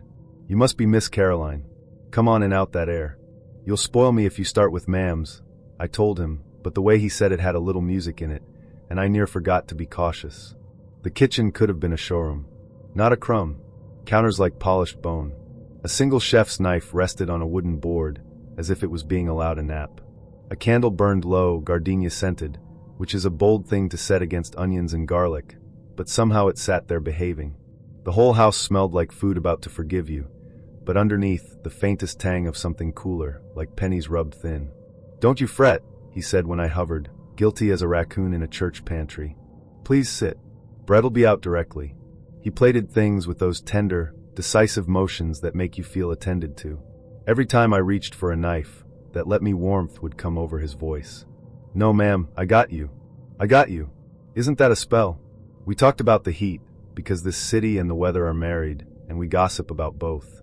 He asked about my people, and I gave him the short version. He gave me the shorter one, which I should have noticed. Every answer smooth as meringue. Meanwhile the fan ticked lazy in the doorway, and cicadas kept time, and I could almost pretend his spotless house didn't make my shoulders itch. The first whisper came when he turned to stir a pot. A sound from down the hallway, small and tight, like air escaping a jar. My whole back went cold as a pewter spoon. "You got company?" I tried to ask it like a joke. He smiled without turning. "Just you and me." I wiped my palm on my dress. "Sounded like your AC being ugly." "That old thing," he said, chuckling. "Bless its heart." He took the knife off the board. I didn't see where he said it next. He served the pasta in bowls heavy enough to make the table creak, sauce that clung like a compliment. First bite was lights out good, garlic and basil, and something smoky that made me think somebody's granddaddy had nodded from a porch.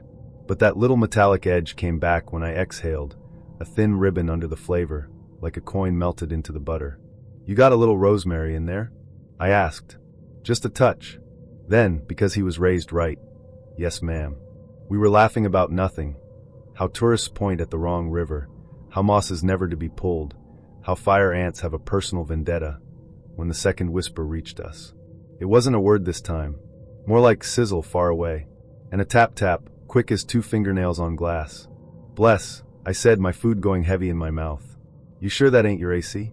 He turned his head, polite as a host at a tea, listening. Old house knows how to talk. I excused myself to the little hallway bath to blot my face, Georgia girls know better than to call it sweat. We say we're glowing. And that's when I felt it proper. The air leaning toward cold near the baseboard, like I'd stepped into a cellar shadow. The smell changed, too. The gardenia got thin. The metal smell got teeth. On the way back, I saw it. The basement door left just a finger's width open. I'd swear it wasn't open before. Cool air spilled through that gap like the house was breathing wrong. "Drew," I called, and my voice came out small. He was at the stove, humming something you might hear at a wake that doesn't know it's awake. "Yes, ma'am. Your basement," I started, and then I shut up because of what I saw. A hand eased into that little slice of hallway light. Pale. No ring. Fingertips, so white they'd never seen July. It gripped the edge of the door and slipped back, careful as a secret. I near jumped out my skin. My first thought was a woman, obviously. My second was a man. My third was something I won't put words to because I was raised not to invite things in. The whisper came again, layered now, like chopping, like someone making work soft to keep from alarming the baby. "Drew." My voice was a church bell and a mouse. He turned then, face easy, hands empty. "You all right, Miss Caroline? You got somebody downstairs?" He held my eyes for a count that went too long. "Basement stays cool. Keeps the pantry better." The cicadas outside went quiet together the way they do, like the whole yard took a breath. I was done. "Well, I surely do appreciate supper," I said, laying on my manners like armor. "But I'm gonna get out your hair." He smiled, but his eyes did not. "We ain't had dessert. I ain't got a sweet tooth," I lied, which should earn me a penance. The hallway stretched like taffy as I went for my bag. The basement door held its little grin. My fingertips tangling with the doorknob felt like shaking hands with a snake. I left so polite my grandmother would have clapped, then hurried enough to scandalize every one of her ghosts. I met Mira at a brewery on Division that prides itself on experimental saisons, which is Portland for tastes like a fern had an idea. I was there because my friend Aaron bailed, and I didn't want to go home yet. Mira was at the end of the bar with a half smile and a book I pretended I'd read. She had that calm look. Not loud. Not fishing. Just set to a frequency that makes you lean in. We talked about normal things, work mine, UX for a local co-op that sells artisanal spreadsheets, hers, freelance interiors, which tracks, bikes, her surly versus my too proud custom build I never shut up about, and whether the rain actually ever stops, no. She laughed at the right spots, asked decent questions, didn't pretend to like IPA. When her glass hit empty, she said, "You should see my place. The acoustics are better." That's the line that should have been weird. Instead, I was flattered. Her building was new, the kind that sprouts where a craftsman used to live its best life. Smooth siding, dark window frames, a lobby plant that was too happy for February. My glasses fogged when we stepped inside. I wiped them with my flannel sleeve and tried not to look like a walking stereotype. She didn't dig for keys. She put her palm against a panel and the deadbolt sighed. "It's automatic," she said, and her mouth tilted. "Well, it opens when I say." "Voice controlled?" I asked. "Something like that." The apartment smelled like lavender and something else. Not quite rot, like a room that had been politely pretending to breathe. Minimalist doesn't cover it. White walls, a couch that looked allergic to crumbs, a low black table, a single plant so glossy it felt theoretical. My rental smells like damp records and basil I keep trying to keep alive. This smelled like a hotel had a successful therapy session. "Beer?" she asked, already moving to the kitchen, which was more of a quiet rectangle with opinions. She did not open a fridge. She produced 2 bottles from nowhere like a stagehand. We talked, or I talked, and she placed periods in the right spots. She watched me like she was studying a river and not the rocks. "You live alone?" I asked, scanning for stray shoes, a rogue mug, some evidence of gravity. "I prefer it," she said. "Fewer variables." She showed me her studio. Hallway, 3 identical doors, all closed. She opened the middle one with deliberate slowness, like unveiling a painting that might change your blood pressure. The room was empty except for a chair. Just a chair. Wood, heavy, mid-century if you wanted to get pretentious about it. It faced a blank wall. There were no windows. "What's this?" I did a little laugh breath. "Meditation? Performance art? Okay if I don't clap." "It's my quiet," she said. "Every house needs one." "Like a panic room?" She tilted her head. "Not panic. The opposite. Control." My mouth tried on a joke. "Very intentional. Is the chair for timeout?" "For worship," she said, then smiled softer. And punishment, depending on where you sit. I told myself that was a line, one of those Instagram captions people think is deep. The room didn't agree. The room had the acoustics of a throat. I backed out before I did something I'd have to pretend I meant. Back in the living room, she poured beer, slid one to me, sat on the couch with that disciplined posture that says yoga but also said judge. I tried to pry normal out of the quiet. I asked about Powell's favorite burrito cart, the new bridge over the Willamette we all pretend reduced traffic. She answered like a person who reads those words and arranges them into pleasing stacks. At some point I put my empty bottle on the table and it left a ring, and I panicked so hard I wiped it with my sleeve like I'd spilled oil on a swan. Can I, use the bathroom? I asked, because sometimes a sink mirror reminds you you're not a character. First door, she said, something like a warning under it I decided to ignore. The bathroom was museum clean. No toothpaste constellation. No hair anywhere. The lavender was louder in here, like it had nowhere left to go. I ran the water for no reason, then turned it off because it felt like wasting. When I came out, she was sitting with her legs crossed, hands placed on her knees like parentheses. We should open the door, I said, meaning a window, meaning pretend normal. It's a little, I made a wave motion. Still. It's better when it listens, she said. I decided that was a sentence I would not examine. I stood, stretched. All right, this was fun. I should head out before my bike gets adopted. I walked to the door and put my hand on the handle. It didn't move. I pushed harder, like the door respected strength. It didn't. I gave it the shoulder that used to win me intramural soccer. The door understood physics and hated me. Little stuck, I said, doing that laugh men do when they want you to know they look stupid. It only opens when I say, she said without looking over. She reached for her beer, blinked that half second late. You rushed it. Something inside my ribs tried to climb up a ladder. Cool, I said. Soap say. Not yet. She patted the cushion next to her, patient as a kindergarten teacher. You came to see me, not the hallway. I came to. I heard myself start to apologize because Midwest manners infect even in the Pacific Northwest. I caught it, swallowed. Look, I have a morning stand-up, and if I don't make coffee my Slack status will change to skull and crossbones. You ruined the mood, she said, not mad, just noting the weather. Sit. Let the room get quiet again. No. I did not sit. I did the thing where you pull at a door like it owes you money. It gave nothing. The handle was cool, too cool. The seam between jamb and frame looked like a pressed lip smile. I looked for hinges. There weren't any on this side. Of course there weren't. Open it, I said, flatter. She tilted her head. Please. Please. I said because my mom raised me like I was going to have to ask strangers to free me someday. She watched me for one whole blink cycle too long.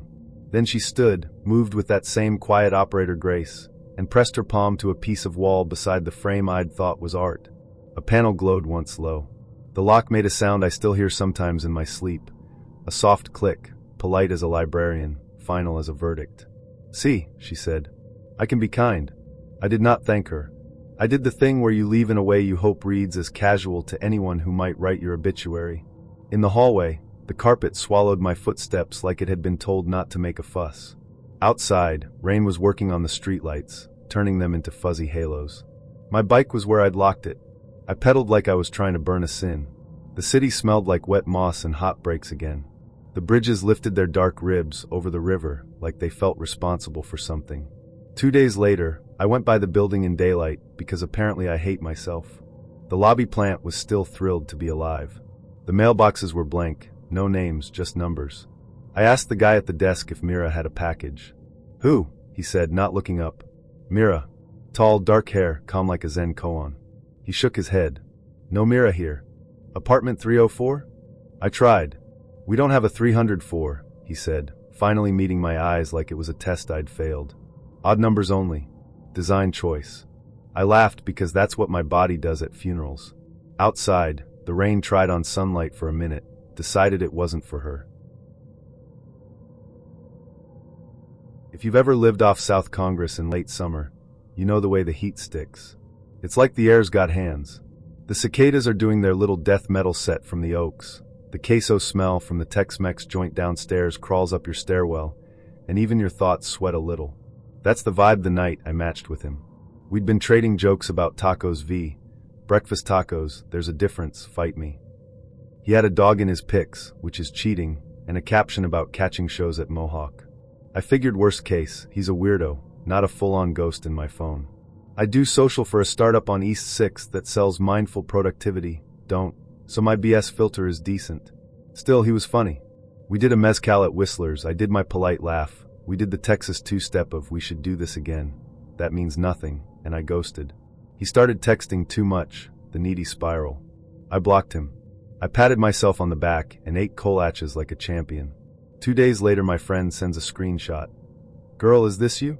It's my face on Tinder with my name, but spelled off by one letter, like a lazy identity thief. Age is wrong by 2 years.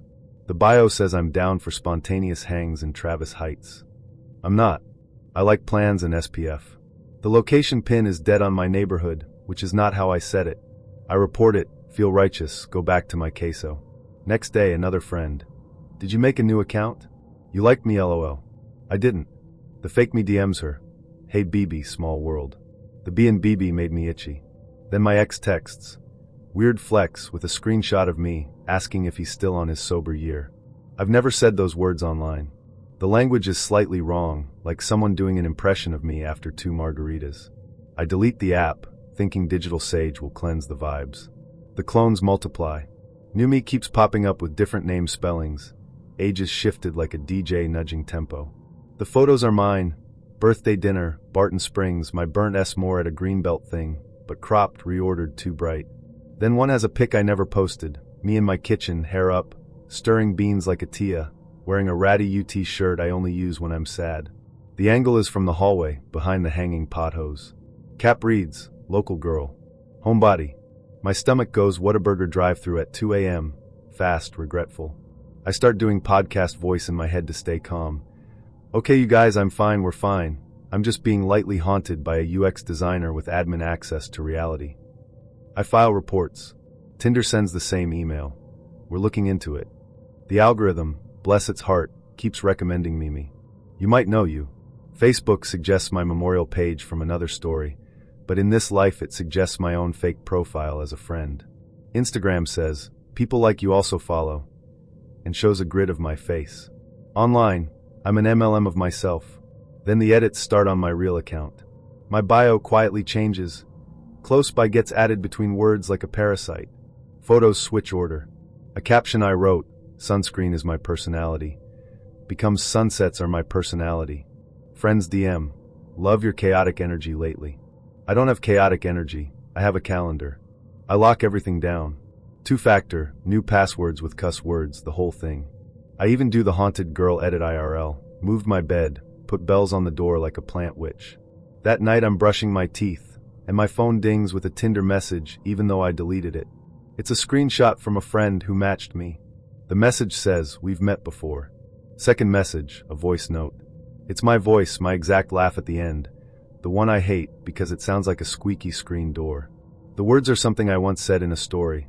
Sticky heat, cicadas, love to hate it. The laugh comes half a beat early, like my reflection did at first. I call ATXPD. It's identity theft. I say voice fighting not to do a joke. The officer asks if anyone's tried to get money. No. If anyone threatened me. Not exactly. So harassment, he says, and I can hear him trying not to yawn. I show him the kitchen photo. He asks if I live alone like it's a gotcha. I do. He suggests cameras, a deadbolt community. Sir, my community is a DJ, a ceramicist, and a guy who makes fermented hot sauce. We're not law enforcement. The next morning, HEB run. I'm walking past the fruit because I pretend I eat fruit, and a guy I vaguely know from shows goes, "Hey, I got your message." I'm flattered and he does the hand wave. I do not flirt at the grocery store. It said you like familiar faces, he adds, and shivers smile along my arms. At night, the humidity sits on my chest like a cat. I hear a camera shutter in memory, which is insane, but there it is. I move the bells to the kitchen. The next fake profile shows up with a boomerang of my bells. Caption, love your decor. I stop sleeping correctly. I start leaving the TV on very low, a tinny late-night drummer on KUTX thumping under my heartbeat. I do the Texas thing, pretend it's normal. Then my best friend, Liv, texts. Knew you messaged me last night. She called me by my elementary school nickname. I never posted it. I only use it when she's crying. She knew the green dress you returned at Buffalo Exchange. Liv adds, and my jaw goes slack. I didn't even tell Liv I did that. We don't confess our sartorial sins. The captions turn taunts. Still close by. You look better this way. They're pinned to photos that shouldn't exist. Me squinting at a pan of brownies. Me on the balcony watering my cactus. Tongue out in concentration like a kid. Me asleep on my couch, one hand on my stomach like I'm holding in the ocean. The timestamps are wrong. Future wrong. The one of me asleep says 2:14 a.m. tonight. I ain't saying ghosts are real, but something sure texted me. It started on a Sunday night that felt like January, even though it wasn't. I was on my couch, wool socks, the wild losing on mute, scrolling Tinder because I don't know habit. Up comes Leah, dark hair, laugh that squints her eyes. A photo by a lake that looked like Nokomi's at sunrise. She wanted to go for coffee. I was drinking coffee, sure. Cheap stuff, black, chipped mug from the state fair. I sent a shrug emoji, typed something dumb like you read minds. She wrote back, just paying attention. Then, that song's a little sad, isn't it? I looked at my phone. Headphones in, yeah, but I hadn't posted what I was listening to, and I keep my apps pretty locked down. Springsteen, Stolen Car. Sad enough. Okay. We chatted. She didn't overshare. Asked me about my job, warehouse night shift, nothing glamorous, and I asked about hers. She said she took photos, mostly for a cafe in Longfellow that smells like cinnamon and wet wool. I knew it. I go there when I'm tired of my own apartment's silence.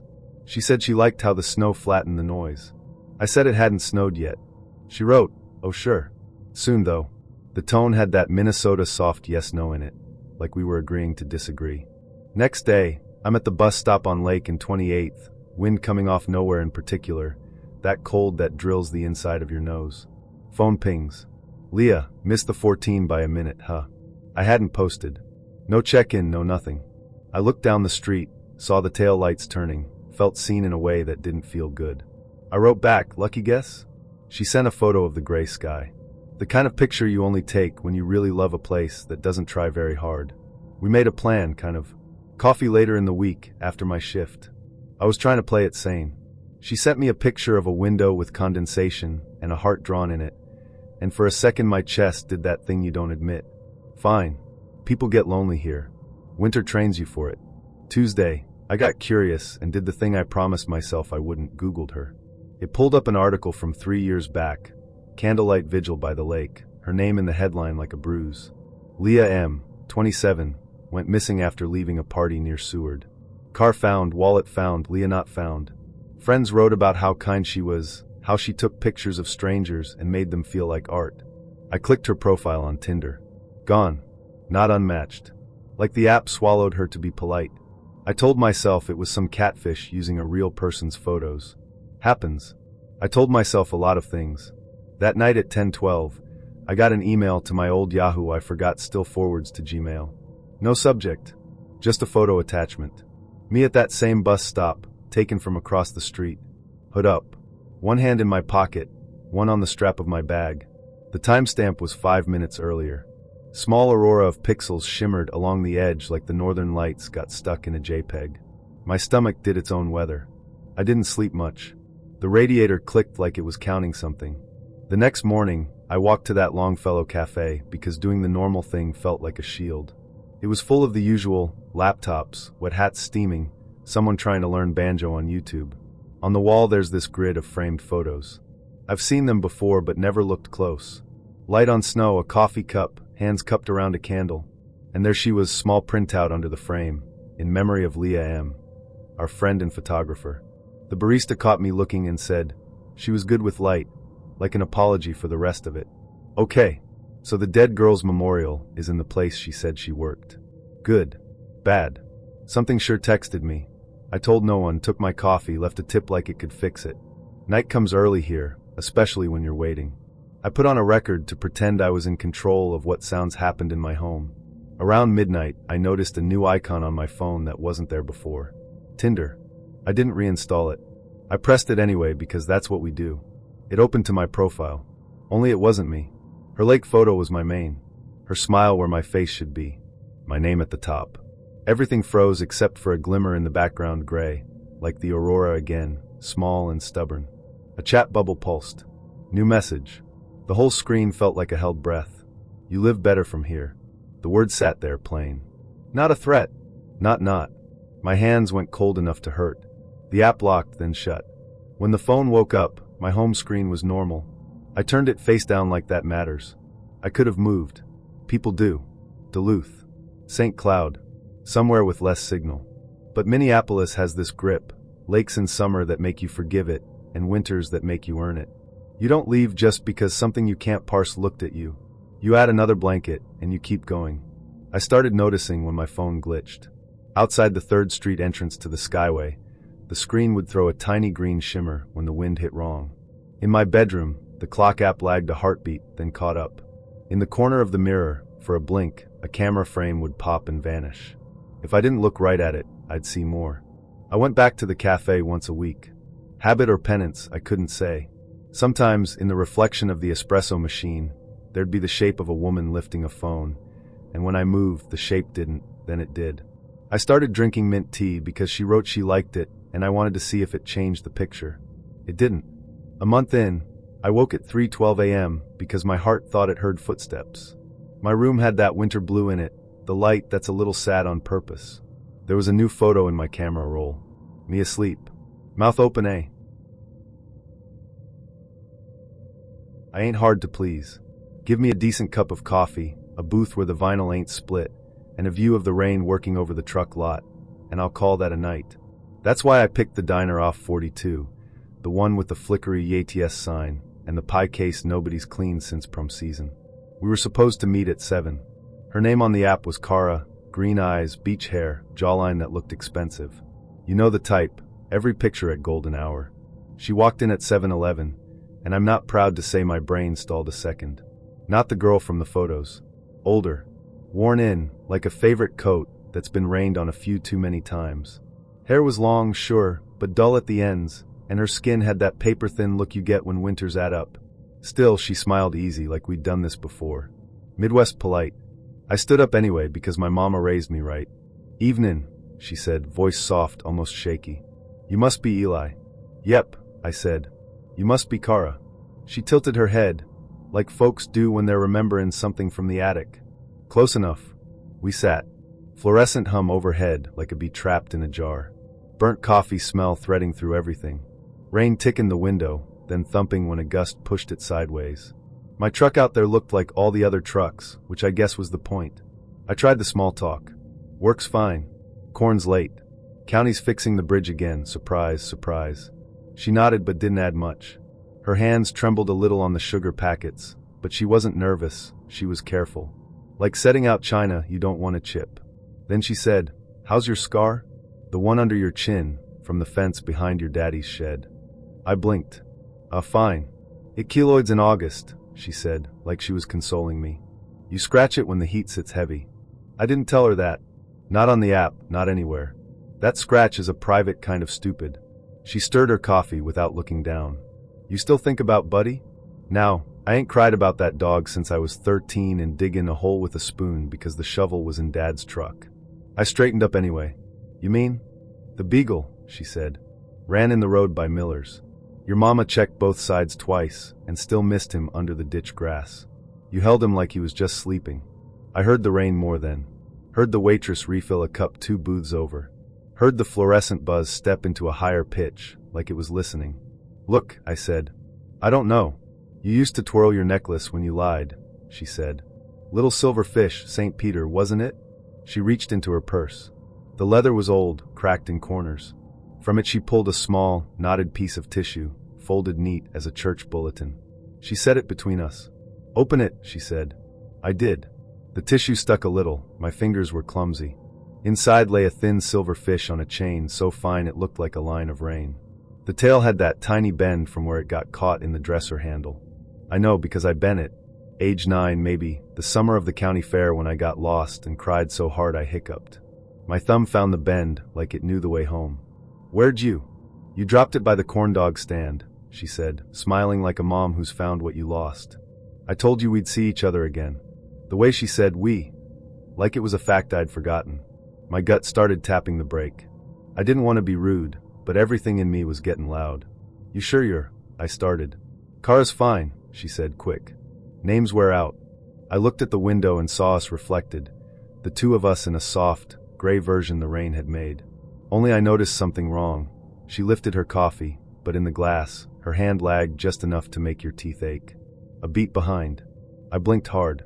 Real her set the cup down, reflected her still raising it. The waitress came by, said, "How we doing?" Midwest code for you need Savon, or you good.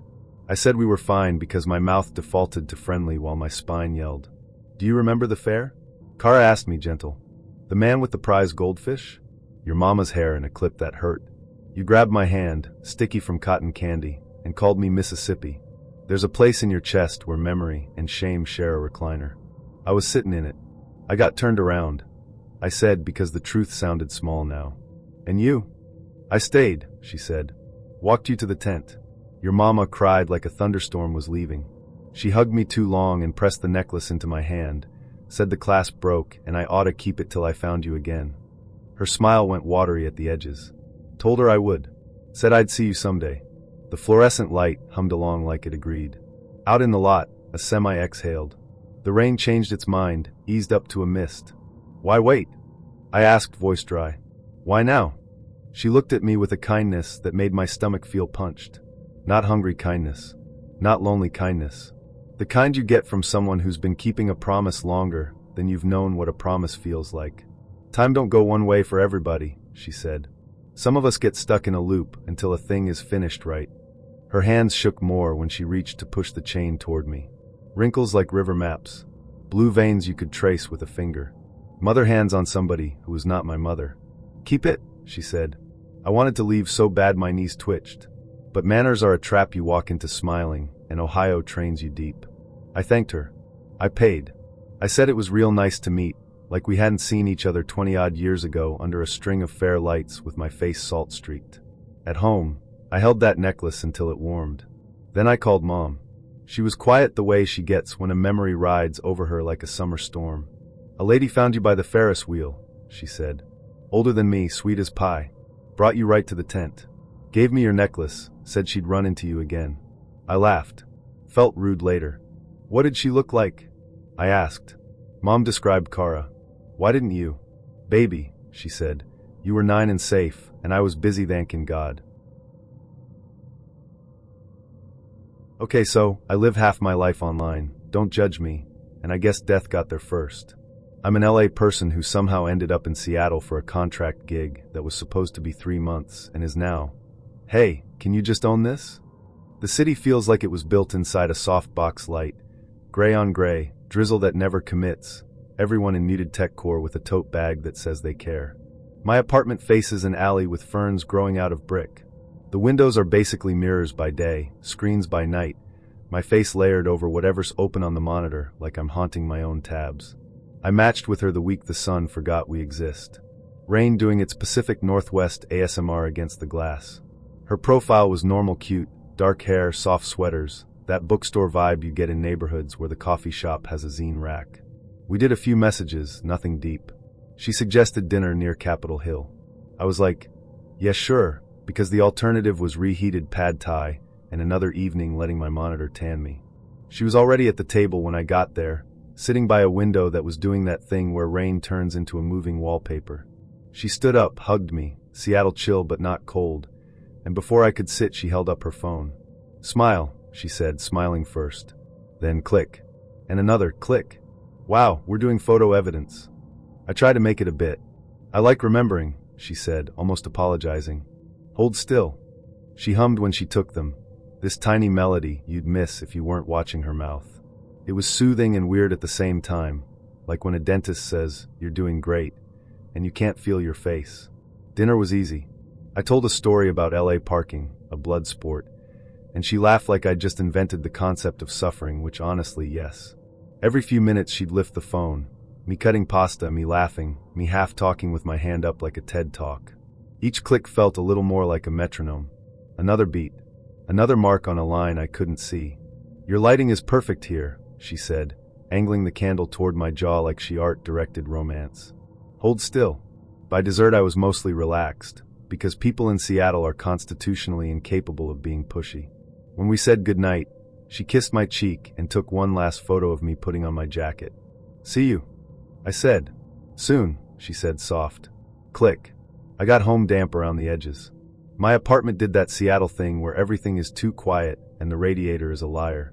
I plugged my phone in, made tea I wouldn't drink, and opened my laptop to doom scroll until sleep. First tab, Facebook, because I hate myself. The red dot had that little number I can't ignore. I clicked. There was a memorial page. For me. My full name in caps, a banner picture with my face from dinner, me laughing like I didn't know I was the punchline. Under it, in loving memory, followed by today's date and a collage of the photos she'd taken. Me with pasta. Me midlaugh. Me with one hand half raised, frozen between words. The caption said "Fly high," which is cruel because I hate planes. At first, I thought it was a prank. Some friend with chaotic energy. Then I read the comments. They were earnest. Strangers, friends of friends, posting candle emojis and gone too soon like they knew me, tagging people I actually know. There was an obituary link.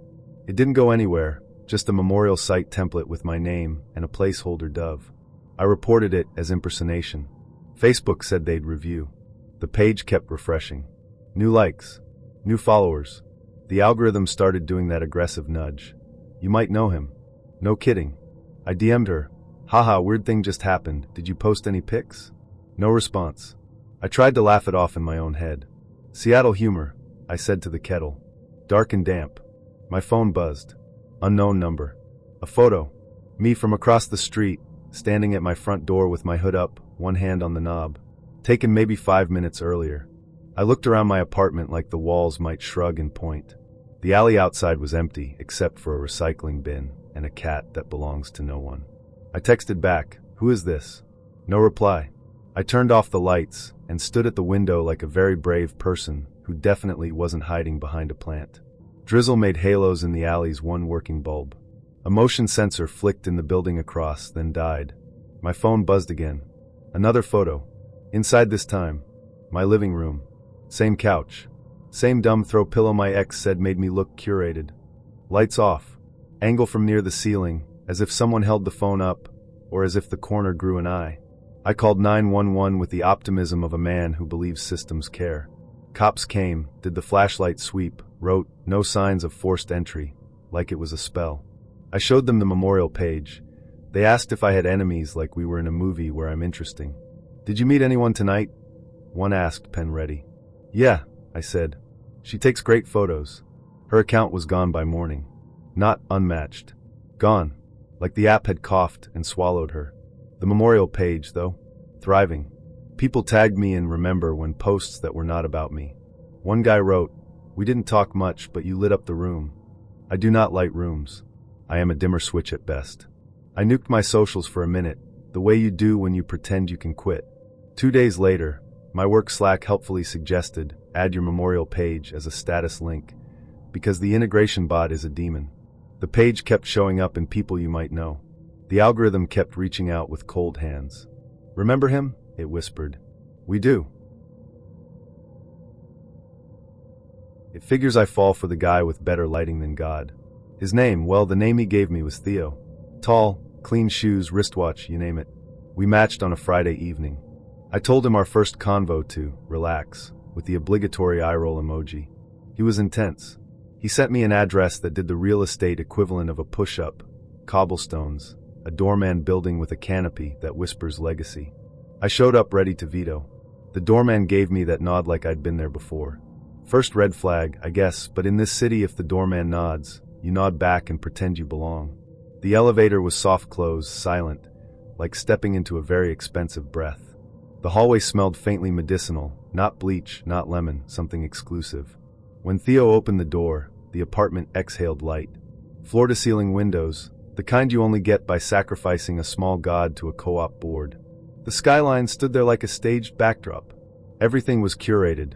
Couch that knew its lines, books with spines that matched the art, which was a smidge crooked, like an intern hung it and Theo didn't notice. I did. Of course I did. Wow.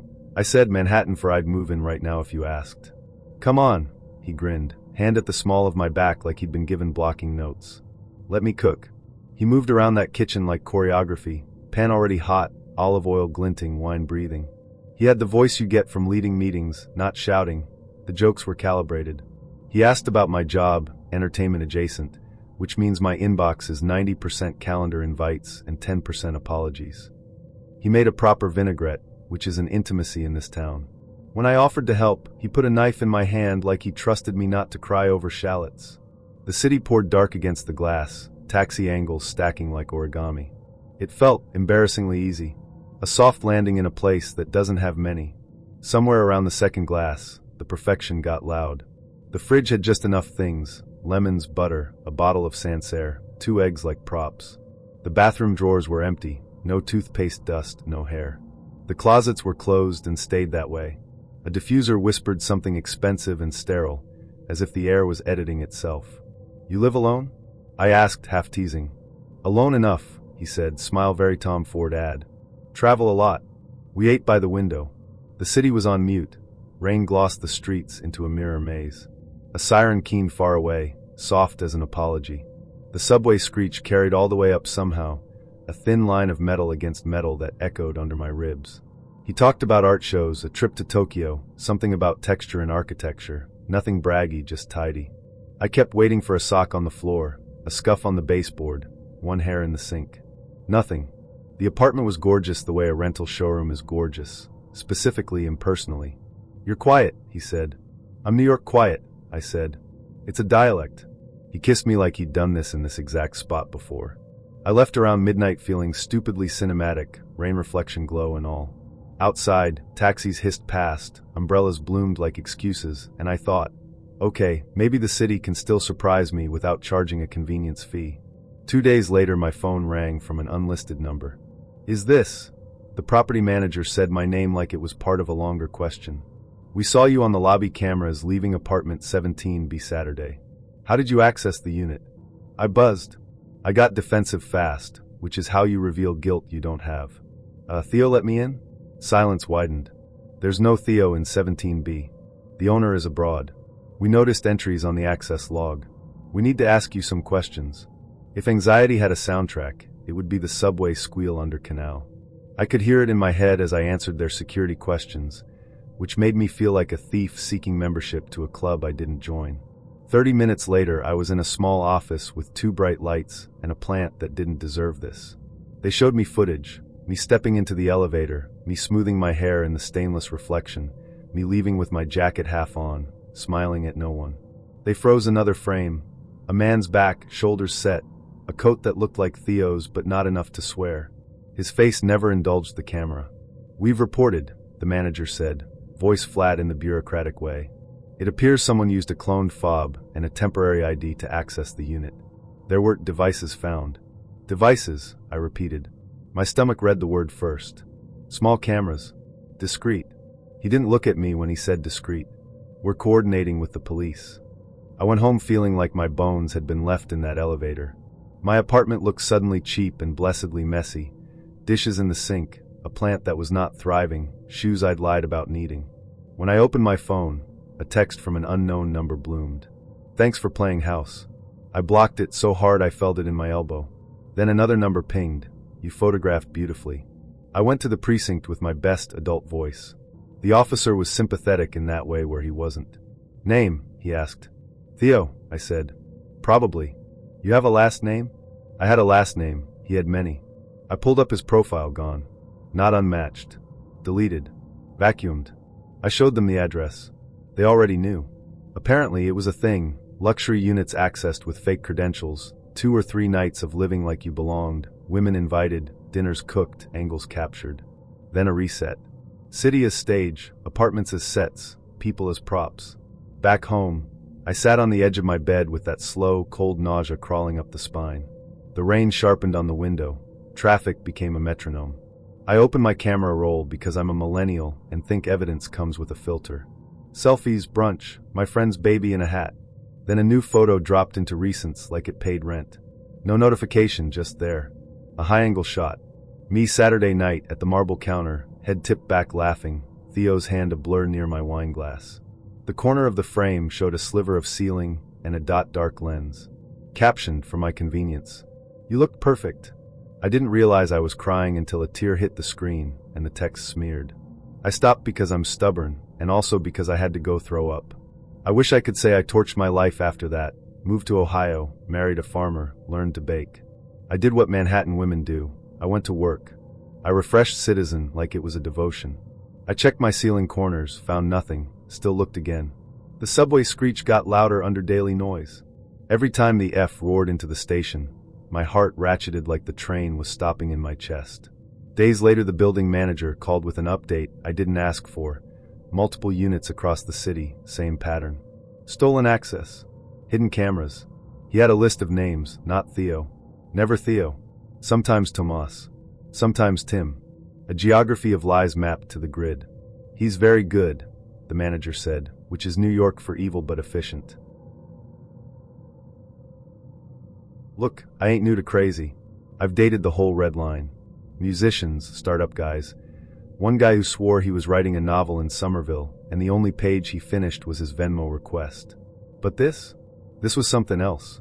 It's March, that mean kind where the wind off the harbor slices you clean through your coat, and the sidewalks are a collage of black ice, rock salt, and old Dunkin' cups. I'm on the green line with a headache and a chipped nail, scrolling Tinder, so I don't look like I'm making eye contact with the guy arguing with a trash can. Then I see him. Not looks like him. Him. Same messy hair, same stupid half-smirk, same shallow scar near the lip from when the bottle shattered junior year. My thumb froze so hard my phone thought I'd died. Different name. Different age. Same face. I swipe right like a moron. Instant match. He messages first, "Hey stranger." I laugh out loud, one of those sharp barks you hear over the squeal of brakes at Park Street. We do the small talk. It's fine. He suggests dinner in the North End. I say yeah, because apparently I'm a raccoon, easily trapped with pasta. The place he picks is dim and warm, red checked tablecloths, candles floating in cheap Chianti bottles. Forks clink. Plates clatter. The kind of spot where every couple looks like they're about to ruin their lives together and call it romance. He walks in wearing a gray hoodie, under a pea coat like Boston cosplay. When he smiles, my body answers before my head can. My chest goes tight, my palms go cold, and the part of me I keep barricaded starts pacing the room looking for exits. "Hey," he says. His voice is exactly wrong, exactly right. "You look different." "Hair," I say, and sit so fast my chair squeals. We're good at easy for about 10 minutes. Weather. Work. My landlord who thinks fixing the heat means texting, "Try a sweater." The server sets down bread and olive oil, the room hums, and the rhythm pulls me in like a rip current. Then he tilts his head, and it happens. He says my old nickname. The stupid one only my ex used, the one no one else could ever make sound like a good thing. He says it soft, almost a secret, and the clinking glasses around us sync up for a second like the city's agreeing. Yes, this is happening again. My throat goes sand dry. "Don't," I tell him, voice flat. He smiles. "Not sorry. Proud." "Relax," he says. "I'm different now. I'm cynical, not stupid. You're a stranger." "Sure," he says, like we're playing a game and I'm supposed to guess the rules. "Or I got another shot." He starts dropping details. Not the Googleable kind. The private stuff. The olive thing. How I say I love him and pick him out anyway. The night the power went in my old apartment and we ate cereal by phone flashlight. The fight where I said, "I can't keep moth-airing you." And he said, "I don't need a mother, I need you," and then didn't show up for a week. He quotes it back to me like he's reading stage directions. "Maybe we met before," he says. "Different context." "Maybe you should go," I tell him, clipped, and reach for the check. He leans in. The candle wobbles. "You said once if you got the chance again, you'd do it different." I said that into my pillow, I say. To no one. He laughs quiet. Not no one. Every reflective surface in that place is wrong. The window, the knife blade, the bottles shine, each one a beat behind reality. When he turns his head, the reflection lags a blink, like it's thinking about it. I stop breathing long enough to hear the room reset itself, cutlery mutter music. I get up, toss cash, and leave. Outside, the wind knifes my lungs. Hanover Street is alive with people who don't know they're safe in the stupidest ways.